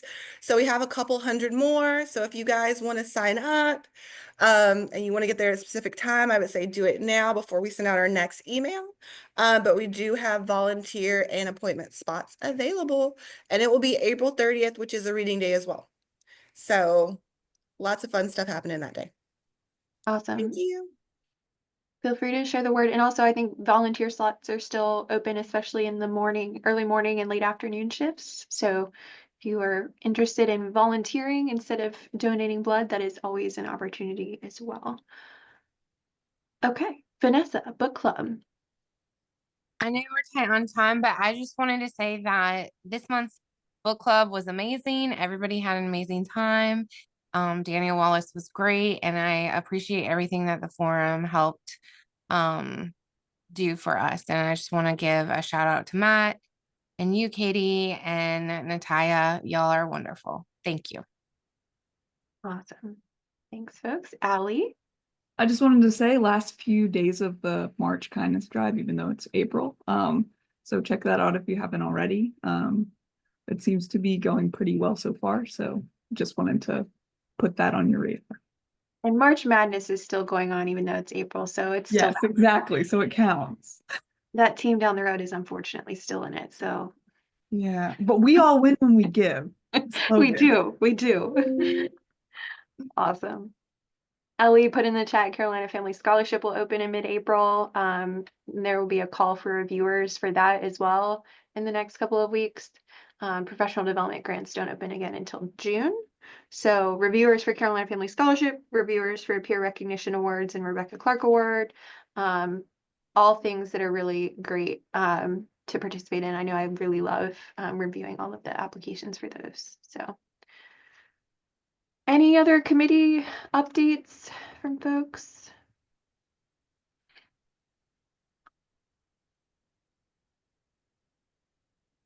Okay. Elections will be go ahead. open soon. Yes, that's right. Membership engagement. They should go out sometime early next week. Ballots are being finalized as we speak. So encourage folks to vote once they receive their individualized ballot. If for some reason somebody doesn't get a ballot, have them reach out to Matt and Matt can pull their individualized ballot. Each individual person's link is unique. So that happens occasionally. So yeah, literally working on it right now. So Keith is volunteering for that selfless role. Thank you, Keith. Okay. Before we get to old business and new business, I wanted to move the announcement portion a little earlier because I realize we'll probably have some in-depth conversation around new business.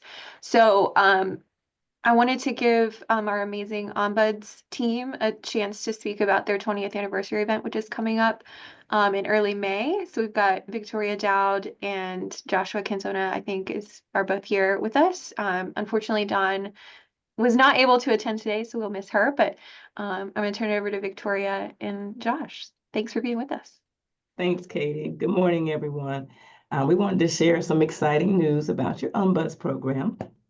On May 2nd, our office will be celebrating 20 years of service here at UNC-Chapel Hill. 20 years. So we're excited.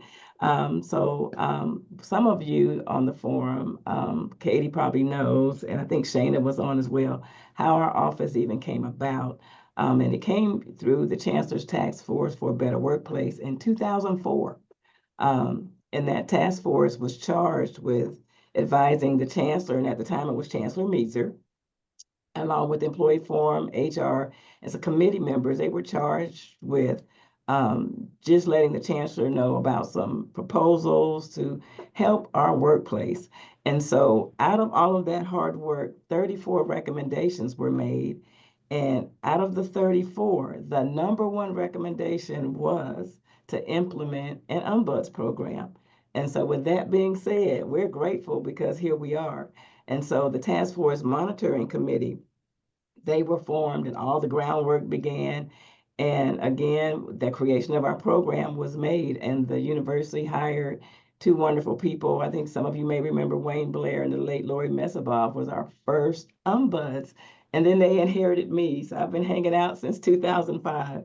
And so we opened our doors on May 5th to faculty, staff, and the administrators. And then in 2012, we added students. And so here we are, 20 years later, still serving the UNC-Chapel Hill community.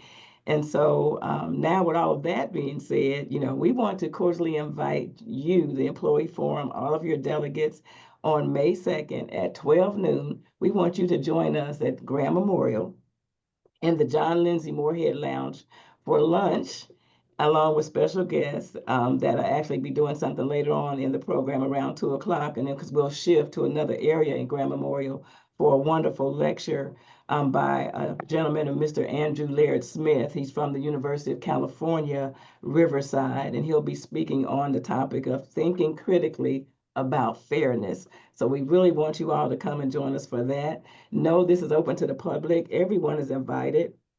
So I am pleading with you delegates, because I used to be one for 2 terms. We want you to put this date on your calendar, share this information in your areas, and you're welcome to attend both events or one. It's either one. We'd love to have you for both lunch and the actual lecture. And I'll be putting a link in the chat that gives you information on our website regarding the entire event. And know that Don, Josh, and we look forward to celebrating with you all on May 2nd as we celebrate 20 years of service here at Carolina. Hey, we cannot Thank wait you. to celebrate you all and all of the amazing work you guys have done over the past 20 years. We're so thankful for everything your office does for Carolina. So looking forward to joining you on May 2nd. Yeah. Anybody have questions for Victoria or Josh? Josh, it's good to see you. And we'll be sure to pub that as well in our next In Touch. But delegates, be sure to add that to your calendar. Looking forward to seeing folks there. Right after the Katie, forum thank you. meeting that morning. Thank you. Thank you all so much. And the link is in the chat. Thanks, y'all. Appreciate y'all.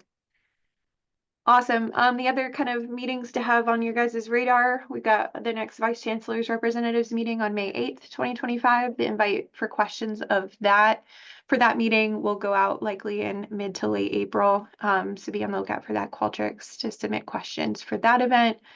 And then the next staff advisory committee to the Chancellor meeting is on May 12th for staff members. So yeah. I wanted to get through those announcements. Any other announcements before we move into old business?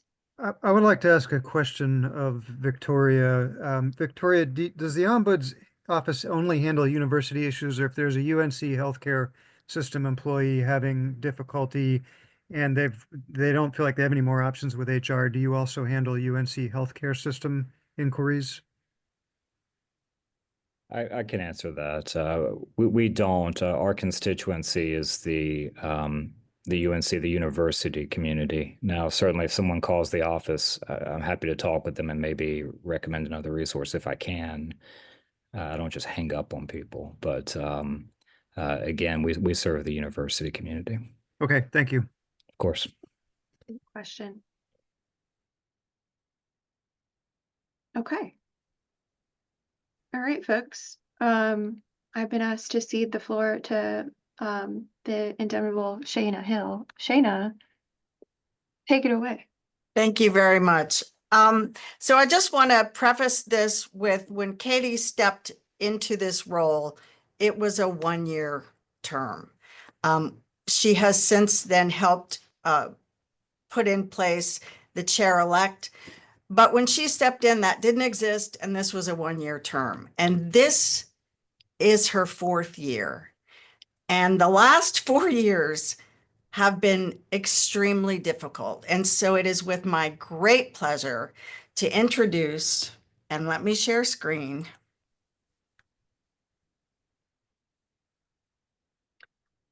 Resolution 2502, honoring Katie Musgrove. Resolution of the Employee Forum, the University of North Carolina at Chapel Hill, April 4th, 2025. Whereas the mission of the Employee Forum, as charged by the Chancellor, is to constructively address and elevate the concerns of employees of the University of North Carolina at Chapel Hill across campus and via the staff assembly across the UNC system. And whereas these concerns include the recognition of individuals who have distinguished themselves in service to the university community so as to encourage similar achievements among his or her colleagues. And whereas an individual among us has distinguished herself through her open and inclusive approach to working with staff and administrators at every level of the university as an elected delegate, staff assembly delegate, vice chair, and chair of the Employee Forum, and whereas this individual has consistently advanced the work of the forum through efforts which included created and chaired the Employee Forum Community Service Committee, which during her tenure as chair extended the university's service outreach through conduct of food drives, Habitat for Humanity builds, relief trips throughout the state, and other ways of extending the service potential of staff employees.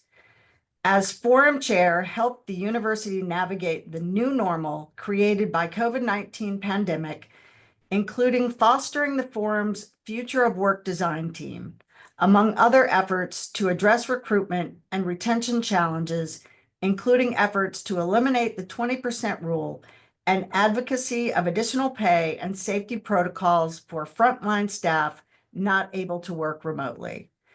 Helped to create the Mental Health Summit in November 2021, which was held in response to several tragic student deaths by suicide, serving as a panel participant in a discussion of campus culture for faculty, staff, and student mental health. Over 700 attendees participated in the summit, the majority of whom were staff employees, followed through with work on several UNC initiatives to assist those with mental health challenges following this summit and the 2022 community meeting. Established the first ongoing and successful forum effort to host the Chancellor and the Provost in alternating months in the forum's roundtable segment, along with a standing report from the Vice Chancellor of Finance and Operations and many other university officials. After a multi-year process during which the previous two forum chairs advocated for and led the establishment of the Rebecca Clark Award, the Rebecca Clark Staff Award for Moral Courage, the first award designated specifically for staff employees presented at University Day each year. Katie further advocated for the award to be presented by the chair of the employee forum rather than the chancellor, and therefore was the first chair to present the award to the second recipient after it was established the year before. Represented employees in high-level discussions with university officials, most notably through the Staff Advisory Committee to the Chancellor, but also on the University System Staff Assembly, the UNC-Chapel Hill Advisory Committee on Transportation, the Carolina Engagement Council, the Carolina Next Advisory Committee, the Public Affairs Council, and the University Day Commencement Committee. Steadfastly advocated for the increase in community service leave, collaborated with the Office of Human Resources and the Office of Diversity and Inclusion to include and implement an alternative holiday policy, led monthly forum and executive committee meetings, as well as serving the representative of UNC staff to the Board of Trustees and on University Day, and contributed to a multitude of these and other projects and other project improvement efforts through her vision, organizational skill, and energy. And whereas Katie Musgrove has repeatedly stood for the best interest of UNC-Chapel Hill employees, insisting upon professional ethics and personal integrity among delegates in service to the forum's constituents, though all delegates are obligated to contribute their time and skill to the forum's initiatives, Ms. Musgrove has invested far more than would be expected from a successful chair and has positioned the forum to effectively represent and advocate for the needs of university staff, a level of dedication which has previously been recognized with one of the K. Winberg Hovius Outstanding Forum Delegate Awards in 2017. Therefore, be it resolved that the employee forum hereby confirms lifelong honorary delegate status upon Katie Musgrove, along with an open invitation whenever not actively serving in the capacity of an elected delegate to attend and participate future deliberations of this body as a non-voting member. Signed on behalf of the employee forum, Keith Hines, Vice Chair.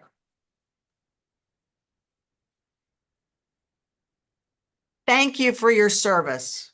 You have been courageous and full-throated in your support of staff. We love you. I love you. I love all of you all, and I could not have done the work that we have done the past several years without each and every one of you. So this is a group effort. I hearing that made me tired all over again. So while I am it's bittersweet to be towards the end of my term, I'm very, very tired and looking forward to the next step. But I will be around and you will not be rid of me that easy. I will be, of course, available to our chair-elect as she steps into this role, and wishing her the best in that as well. So I'm very thankful for this honor. Thank you guys. The forum has been my passion for a very long time and hoping to continue on that in whatever way I can. So thank you all. You're so sweet.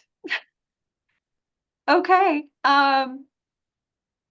With that said, let's do some more business. Let's cause some good trouble, right?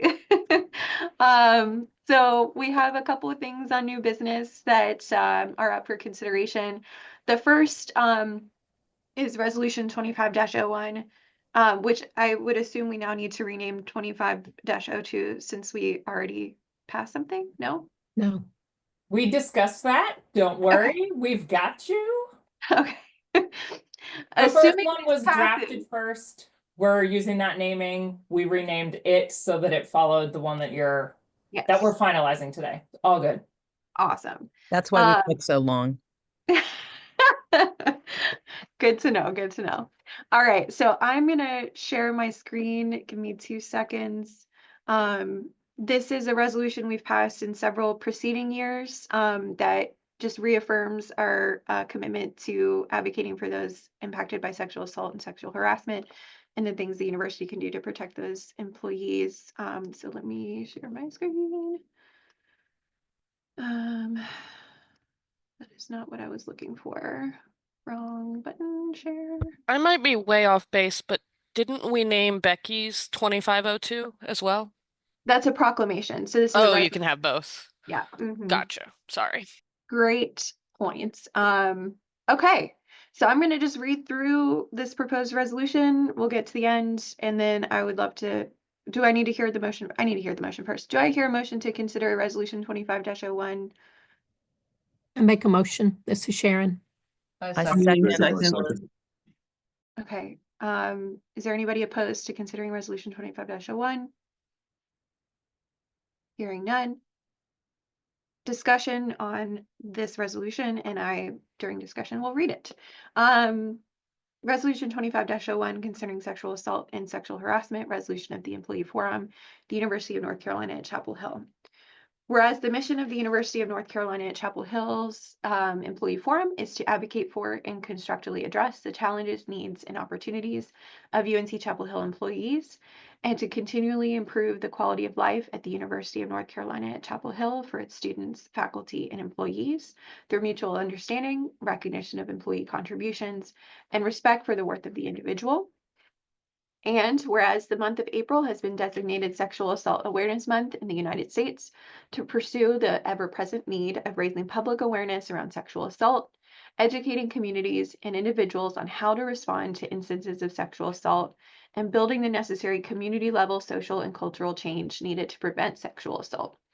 And whereas sexual assault is having or attempting to have sexual contact with another individual without consent, and sexual harassment is unwanted sexual advances, requests for sexual favors, and other verbal or physical harassment of a sexual nature or offensive remarks about a person's sex.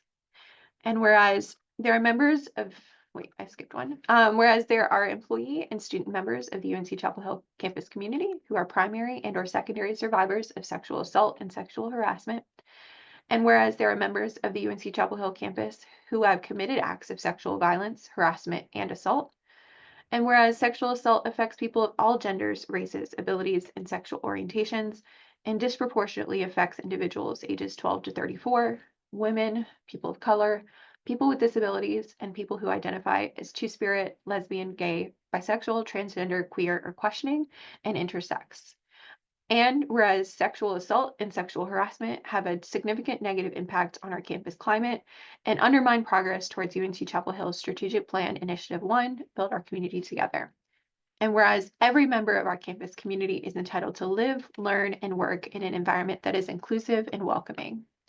And whereas the Employee Forum has declared by resolution in 2008, 2011, 2013, 2015, 2016, 2022, 2023, and 2024, its unequivocal support for the continued development of strong measures to protect, prevent, and respond appropriately to incidents of sexual assault and sexual harassment on our campus. Now, therefore, be it resolved that the Employee Forum reaffirms its commitment to a safe and inclusive campus community by annually recognizing April as Sexual Assault Awareness Month, strongly supporting campus, local, and state efforts to prevent violence in all its forms, and connecting victims and survivors of sexual assault and sexual harassment with support and resources. Be it further resolved that the Employee Forum petitions the Equal Opportunity and Compliance Office, the Office of Human Resources, Student Affairs, UNC-Chapel Hill Police, and University Administration to continue to hold and promote Sexual Assault Awareness Month events, support prevention efforts of the university, including the work of the Violence Prevention Coordinators, the UNC Gender-Based Violence Prevention Advisory Group, and the recommendations contained in the group's Fall 2020 report, support the work of the Gender Violence Services Coordinators and care for victims and survivors, recommit to the developing of the Carolina Women's Center, including potential, we need to change that, recommit to supporting the Carolina Women's Center, including increased funding and additional staffing that meets the needs of the campus community, assess the campus climate around issues of sexual assault and sexual harassment, including data collected through the Clery Act, reporting in cases filed with and investigated by the Equal Opportunity Office, publish EOC annual reports more quickly so the campus community has up-to-date information about sexual assault and sexual harassment on campus, make the findings of that assessment public and communicate about those findings, incorporate community feedback to maintain and annually update the university's policies related to gender-based violence and harassment and related training modules, and hold perpetrators of sexual assault and sexual harassment accountable, advance discourse on the systemic and social aspects of that enable instances of sexual assault to persist. Signed on behalf of the delegates of the Employee Forum, Katie Musgrove, Chair, and then all of the footnotes. All right. I'm going to scroll back to the top. Discussion on Resolution 25-01 and a preamble, all of the discussion with if we were to want to pass this on first reading, given April is Sexual Assault Awareness Month, we would have to suspend the rules to be able to do that. But before we hear a motion potentially on that, I want to hear discussion on the resolution on the table.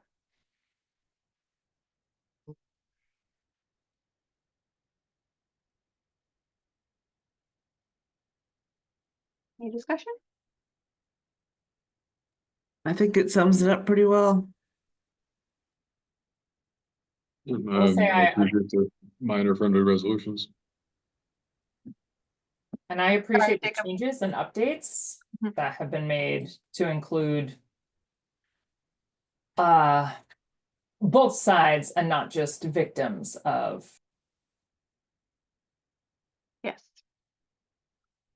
Jacob, you said something and I missed it. I'm sorry. Good. Okay. Okay. All of that said, we've got a motion on the table to consider this resolution, but I think we first need to supplement that motion with an additional motion if we were to vote on this in first reading, correct?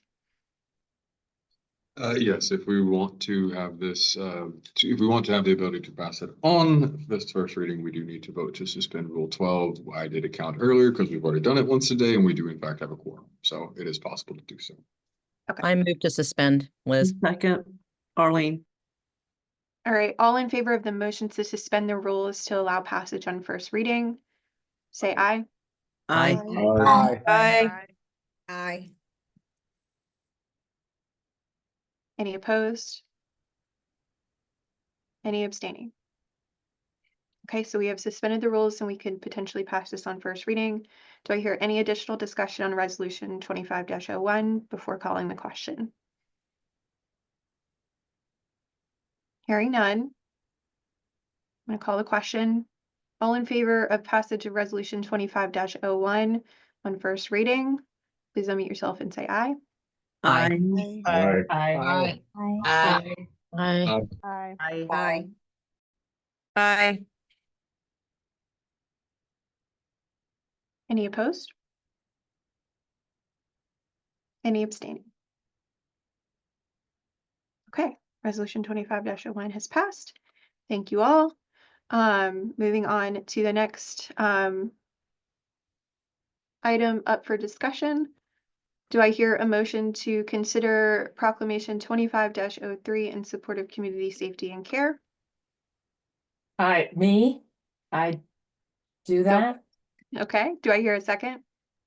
Second. Okay. All in favor of considering proclamation 25-03? Say aye. Aye. Aye. Aye. Aye. Aye. Aye. Aye. Aye. Aye. Any opposed? Any abstaining? Okay. So now that we have the motion on the floor and it's been approved, we can consider proclamation 25-03. Sarah, I'll let you kick off discussion with reading of the resolution, and then we'll move into other discussion. Go ahead. Fantastic. So this is proclamation 25-03 in support of community safety and care. An aside shout out appreciation to all of the people, so many people who contributed to working on and massaging this into what it is today. This is a proclamation of the Employee Forum, the University of North Carolina at Chapel Hill, April 4th, 2025. Whereas President Trump has signed several executive orders which affect our Carolina community members' ability to exist in the U.S. safely, be paid for their work, and travel to, from, and around campus without fear. And whereas the University of North Carolina at Chapel Hill is home to nearly 14,000 faculty and staff and over 32,000 students, many from across the globe.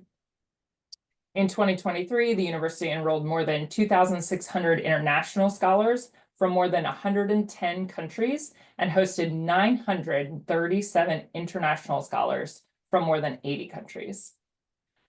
And whereas the push for increased and rushed deportations to these members of our community presents a real threat to our international scholars at all levels, as well as to our naturalized staff, faculty, and students. And whereas in the last 2.5 weeks, now 3 weeks, Columbia, Brown, Georgetown, Tufts, the University of, that's fine. I made some changes, but that's okay. The University of Alabama, NC State, and other universities across the US have had faculty and students deported in the last 2 weeks without due process and with disregard to their legal status.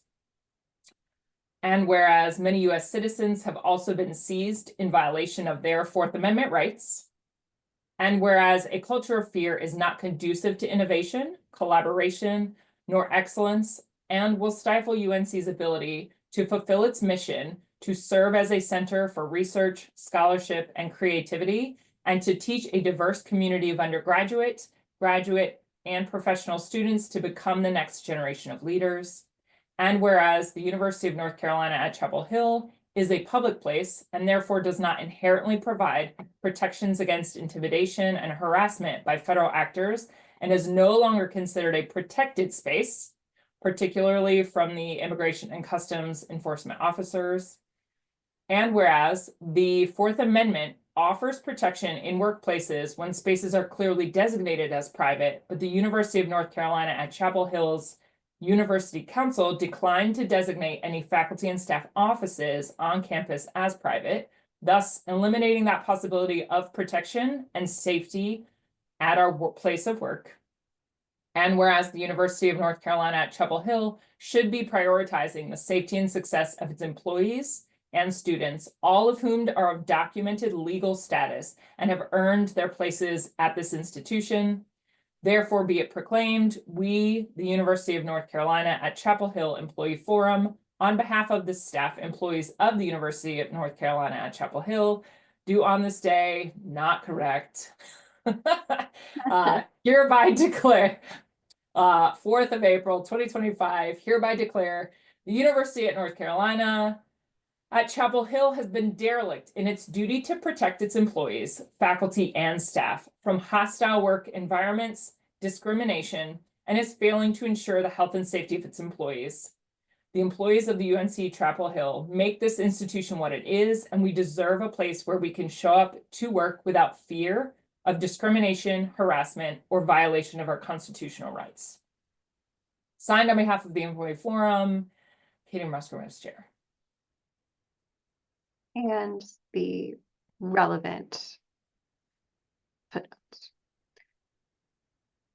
Okay, I'm going to scroll back up. So Sarah, any other discussion from you before we open up discussion? I will say there has been mention of a desire for requests of actions. So I will be presenting after this a resolution with almost identical language for anyone who feels, but this has been in the works for now almost 3 months. So, you know, stuff has changed, actions have been desired. So please don't not vote for this if you want more robustness that's coming. But otherwise, there has been a lot of discourse. You can see the resolved comments. There are a lot of news articles in the attached resources below if you didn't know about all of the things that were happening because they're not well advertised. And I'm open to questions if people have questions about language or content. Okay, I realize we're running very short on time, so I hope delegates will stick around and we'll keep a quorum. So I'm going to move into discussion. Thoughts, questions, discussion around Proclamation 25-03. Rebecca? Hey there. I do have a couple of friendly amendments I'd like to make if I can, partly just for clarity. I think it would be helpful to move the second paragraph to the first paragraph, just as a recognition of who we are first before we move into that other acknowledgement. Thank you. Where it says, whereas in the last 3 weeks, 3 should be written out instead of as a number. I know, details. And then my lawyer brain, where you've got the Fourth Amendment listed, please say capital FOURTH and not the fourth. Sorry. I love it. And then on the second page, the very top, again, Fourth Amendment. Yep. You know, the other one, and this is not necessarily a friendly amendment, but that last whereas clause, that I think we should just say success of its employees and students and remove all of whom are of documented legal status, because our students, we do have undocumented students, and DACA students, they do not have legal status. They have lawful presence. There is a difference. So yes, thank you. And I think that's it. Thanks. Do you accept all of those amendments as friendly, Sarah? If not, we can vote on I'm thinking whatever. about the last one in that, is it better to remove the student part and leave? What I wanted to highlight is the processes that people have already gone through, the background checks, the clarity, to combat this idea that immigrants are racist, are rapists, or are drug dealers. The narrative that is being spread right now, that immigrants are not good for our communities. So I did want to kind of highlight that, but I'm open to taking that. I appreciate the clarity. I did not know that the DACA language was different. I think it's fine. Okay. Thank you, Sarah. And I'm sorry I didn't get that to you sooner. My life has been a bit of a train wreck the last 3 weeks. I have a question. I don't know Is there anybody in the delegation that have like a legal background where may take a look on the last one? Because sounds a little bit need a legal expert to review. Like I hope like as employee forum we stand on a ground which have a solid foundation of what we say as a public statement has the legal basis there. Like we're not the in a put us in a awkward position, right? So that's my little thoughts here. Just happy to hear about it, other people's opinion on that. Rebecca is indeed a lawyer, a JD, and has passed the bar in North Carolina, so that's helpful. Jacob? Yeah, but to kind of in the same way that Lauren was mentioning, some of these, the be it proclaimed, this might be considered actionable, which I would like kind of someone's guessing, because if we're accusing the university of dereliction in its duty to have, I mean, that's like a Title IX. Sorry, get my titles mixed up. But like that's an actual accusation. And while it doesn't call for that, that could be considered actionable. At which point, then suddenly the chancellor might reconsider our charter. So I do want to, if we could have someone give a little bit more specificity in that, because there is a difference between like, I don't think you're doing a good enough job taking care of your people, and then accusing them of not creating a safe work environment. Yeah, I was also concerned about that. That's a very strong statement to declare the university derelict in its duty. And I kind of want to ask, what is the university supposed to do? I mean, we're within the jurisdiction of the United States of America. So I am also not comfortable with calling the university derelict in its duty.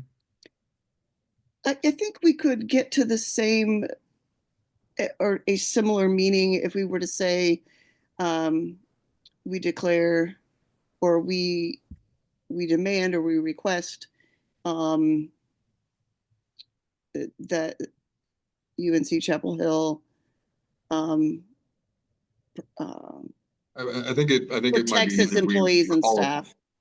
My apologies, Rebecca. I didn't mean to overspeak. But yeah, I think if we're talking more about like asking them to look into this, to provide additional securities, to reaffirm its commitment to these things, I think that's a lot more actionable. Again, just I do worry that if we come out as a body accusing them of dereliction of duty, that is, I mean, that's tantamount to we're getting close in that liable and area, and I don't know enough about it to counsel in either direction. I think Chancellor Roberts also and I wrote down one of the comments he made referencing someone taking publicly confrontational approach. And I fear that that's exactly what this is doing, if worded the way it is. Could you say more about that, Sharon?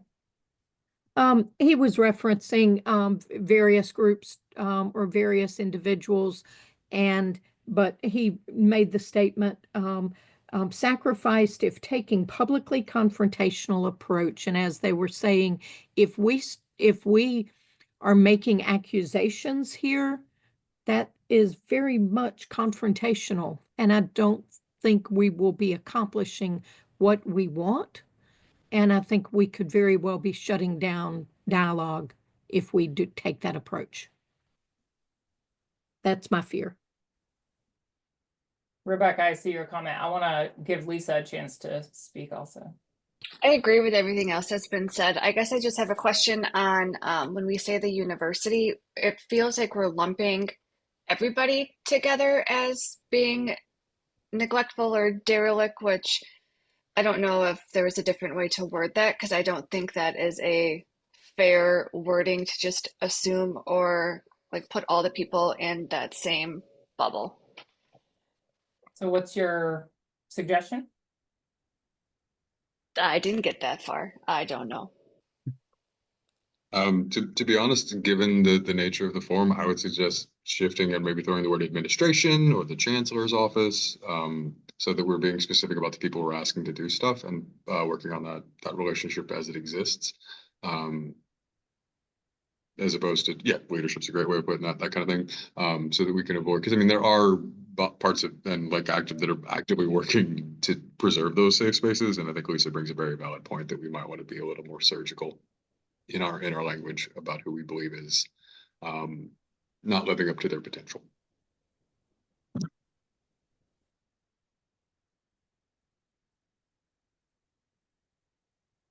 Rebecca, your hand is up, and I also will say the just adding the distinction between proclamations and resolutions. Proclamations are a statement from a body, whereas a resolution is asking for action.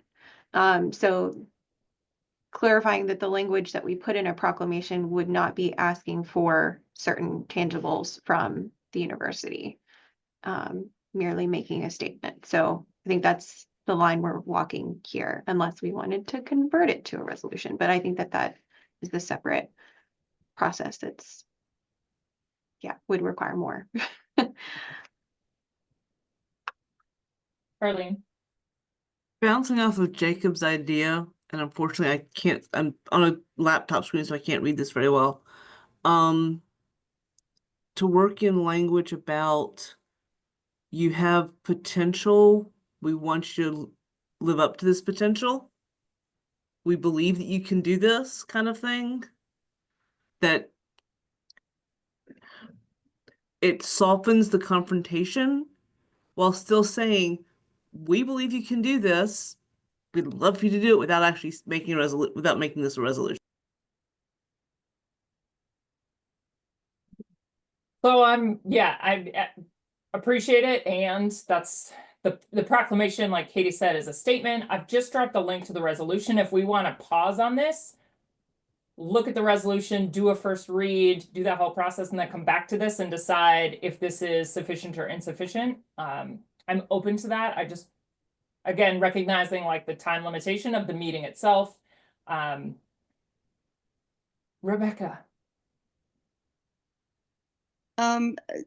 Just in a quick glance at the document that you shared, it looks like identical language. Yeah, Is that correct? all until the therefore be it proclaimed is the only part that's different.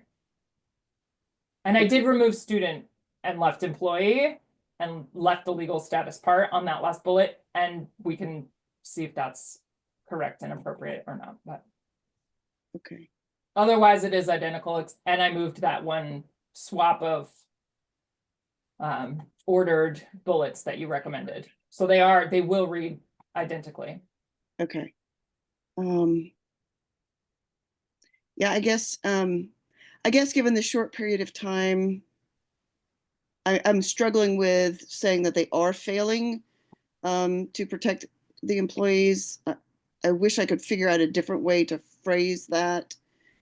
I did have something in the chat, but I realized that's asking for action. Right, yeah.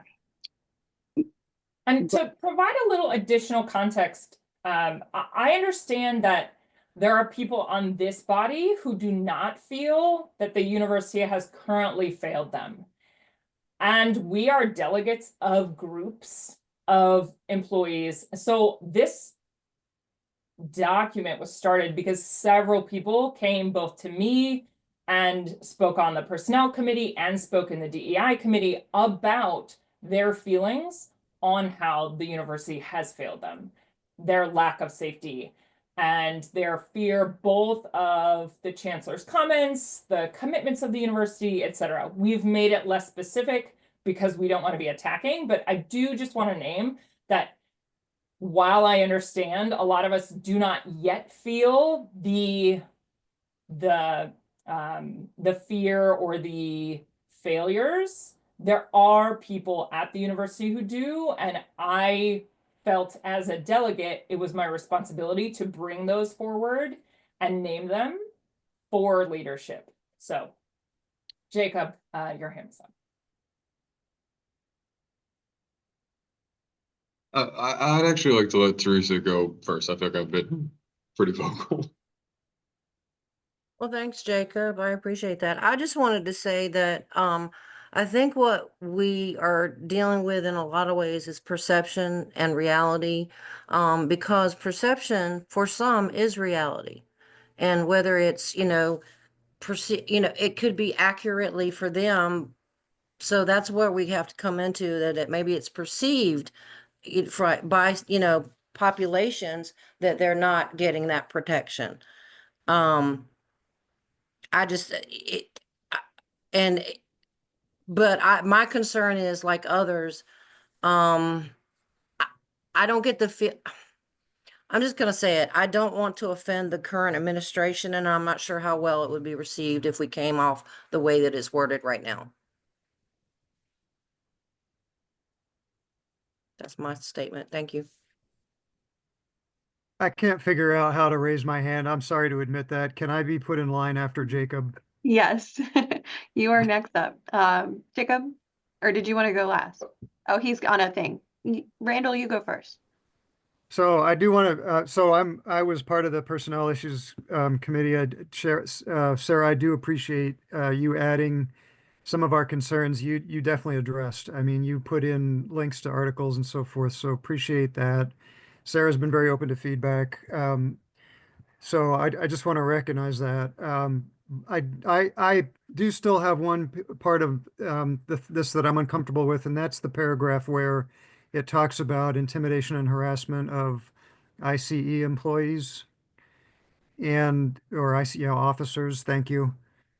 That if they come on campus to apprehend somebody, they're employees following the directives of their bosses, and I don't believe they're here to intimidate and harass. I believe they're here to do their job. So I would really love it if we could change that somehow to not make it seem like they're coming here to with malintent.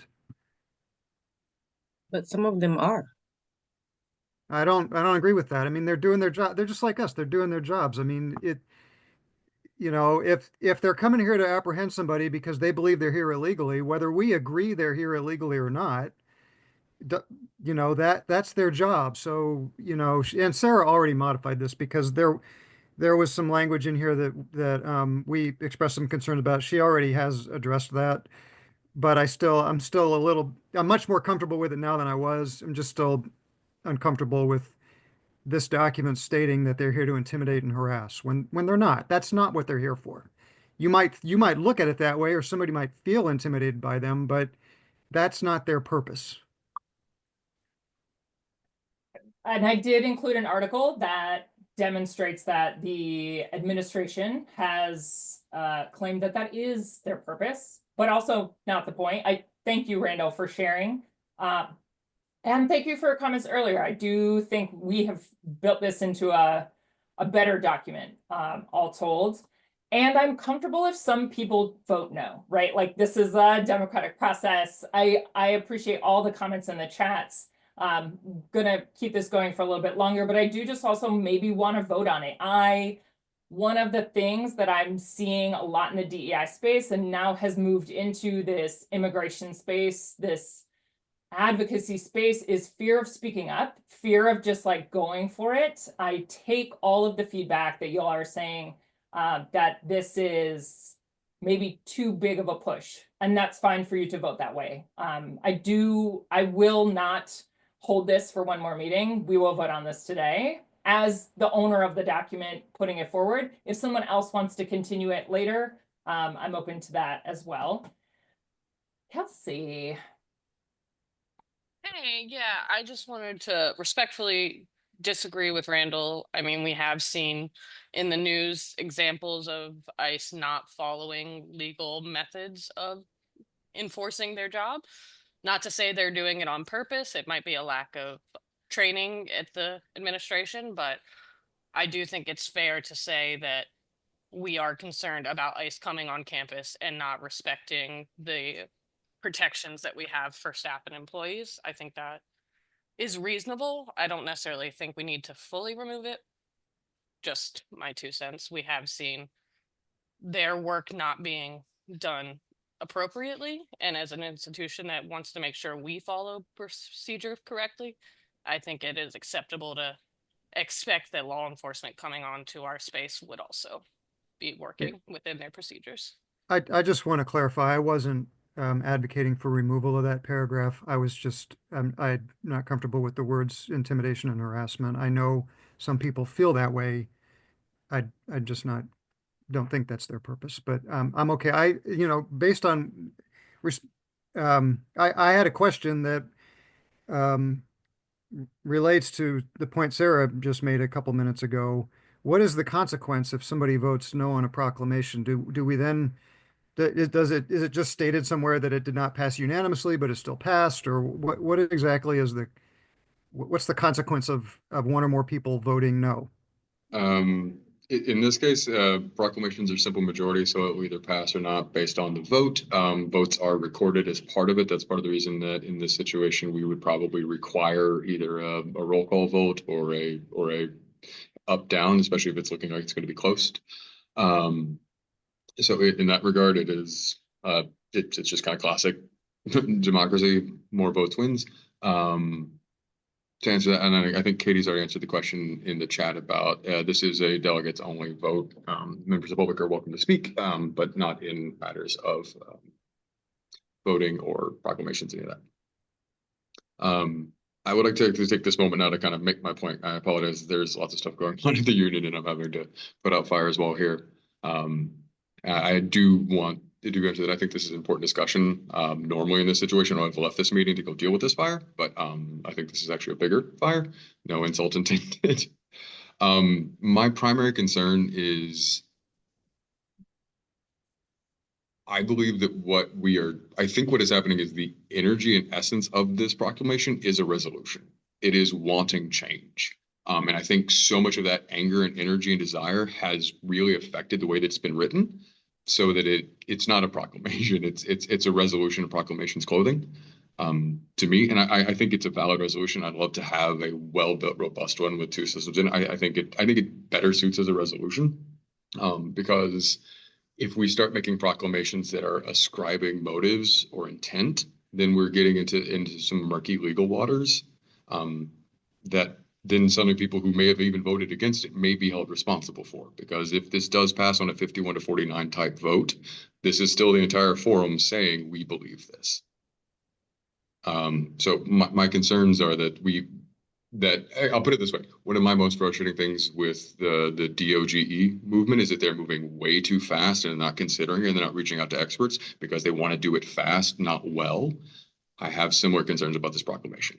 I understand the motivation and the desire to stake a claim and to be reactive and to make certain that silence is not seen as acquiescence. I absolutely respect that, but I do worry that representing the full body in that regard, we did need to just kind of like make certain that we're doing it thoughtfully and intentionally. And that's all. I don't mean to diminish the concerns of the constituents who brought this to you. I think it's extremely important, which is why I would advocate that we move this into resolution. That is my only thing, is I do think that this is something that does need action. And that is my primary concern with this. All right. So I realize we're already 15 minutes over time, and I realize we're down to 60 participants on the call, which may or may not all be delegates. So we have to be cognizant of quorum. So I feel like we need to either like have a motion to call the question. We need to move forward in some way, because we are at risk of not having quorum anymore. And I think we need to, I know I have something at noon. So Jacob, I would love your Not help. to do this, I make a motion to table this motion until a further time when it can be addressed at the next full body meeting. This is Teresa, second. Okay, we have another motion on the floor to table for further consideration. I second. Any discussion on that motion? Hearing no discussion, all in favor of approving the motion to table this for discussion further before passage? Aye. Say aye. Aye. Aye.